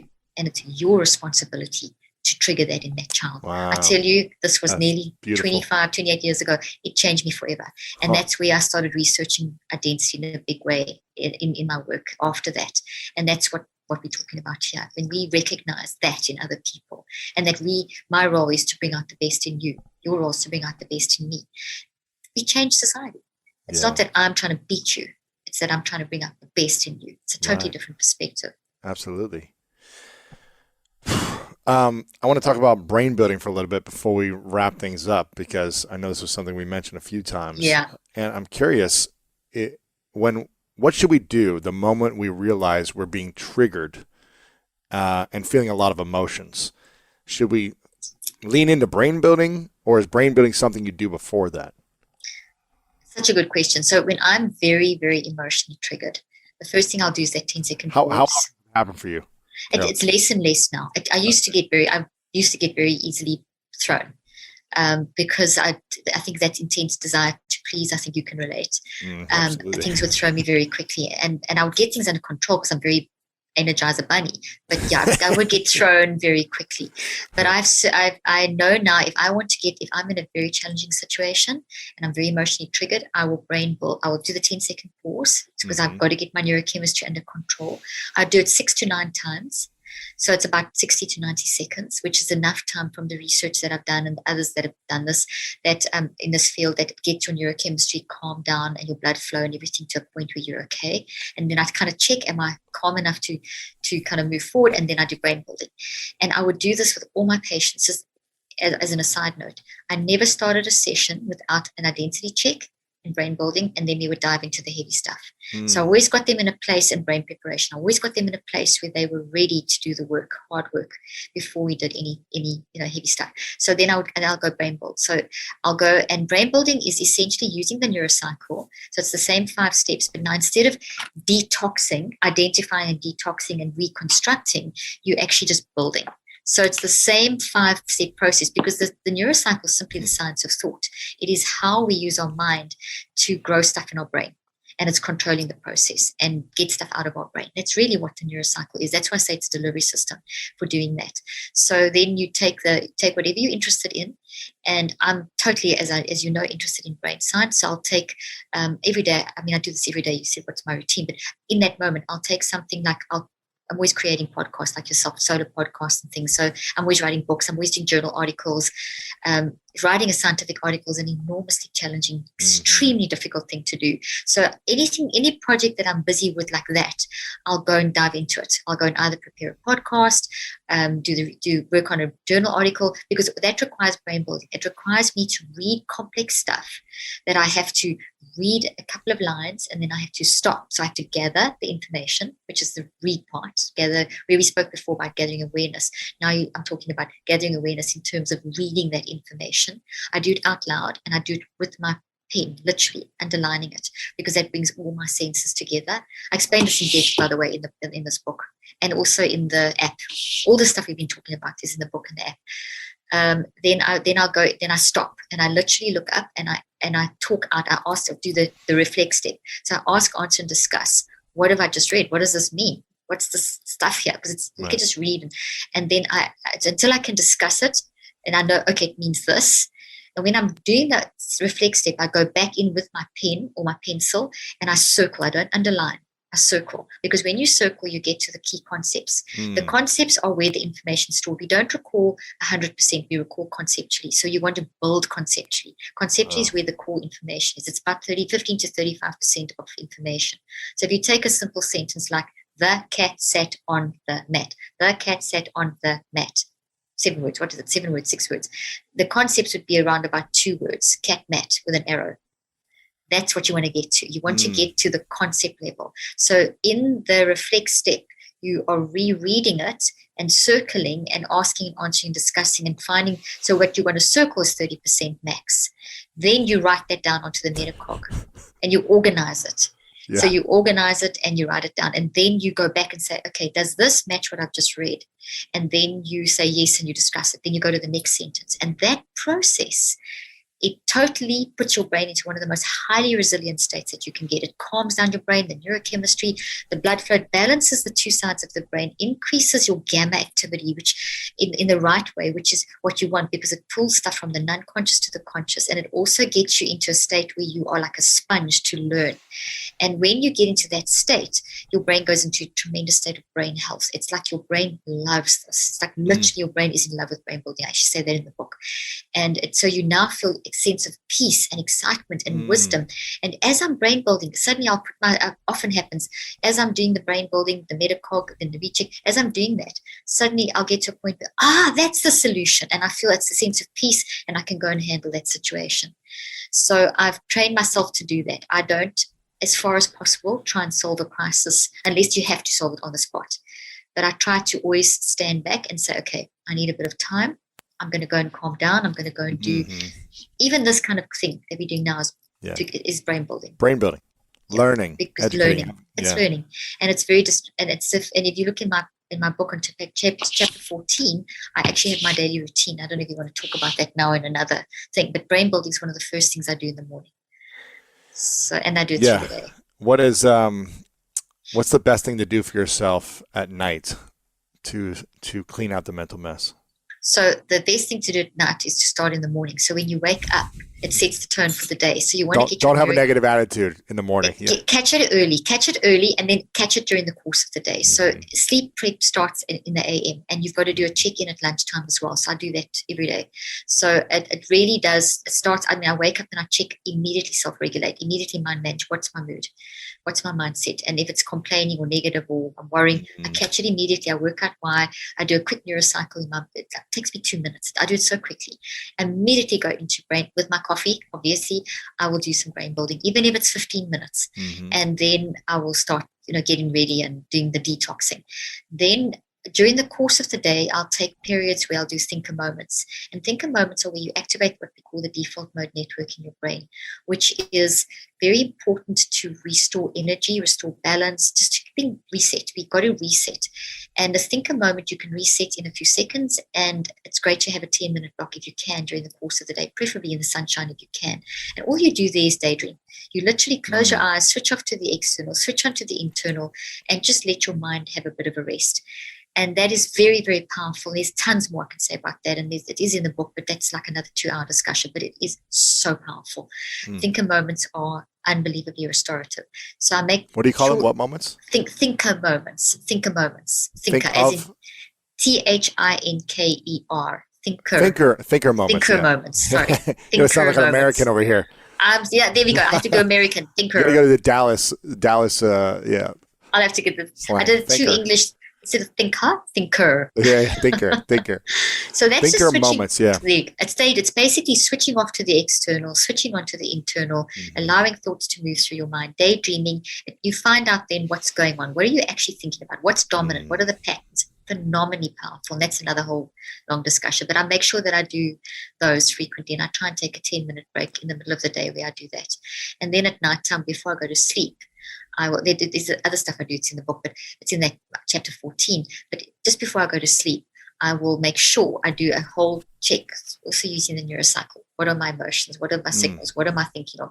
What am I reflecting on? And get order. And then, okay, this is what worrying me. This is worrying me. This is worrying me. I'm feeling this. I'm feeling that. So I do the neurocycle and I get to the active reach where, okay, I can't fix this now, but this is what I can do. Type it in my phone. I'll do this tomorrow. I'll do this. This is a solution here, that there. So I get my little solutions. It takes me 5 minutes and I calm down and I'll watch a movie like Friends or something. That's been my obsession lately, is watching Friends before bed or something fun, relaxing, and then fall asleep. And then as I said earlier on, I'm busy now with setting up a research study on dreams and how you can actually, there's a lot of research showing how you can actually prepare yourself for dreaming, because dreaming is restorative and you're learning more and more about dreaming. And so I want to start doing that, because you can actually, especially people that battle with night terrors and nightmare paralysis and nightmares, and because it's all just your mind processing, because your mind's processing during the day. So it's to try and help people find more information there and whatever.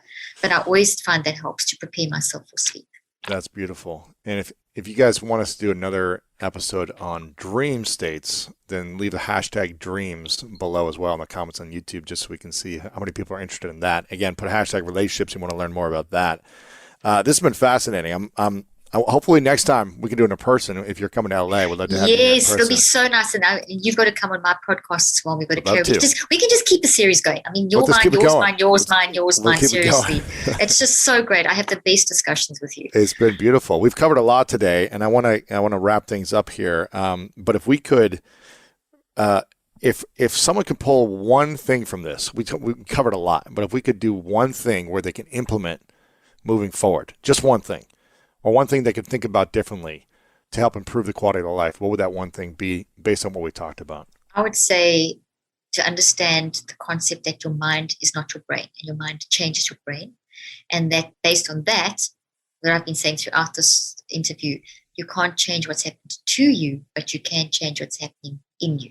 Mm-hmm. You have that power. And I think just that awareness, if people can start developing that awareness, they get autonomy and empowerment. They're on the pathway to empowerment. That's beautiful.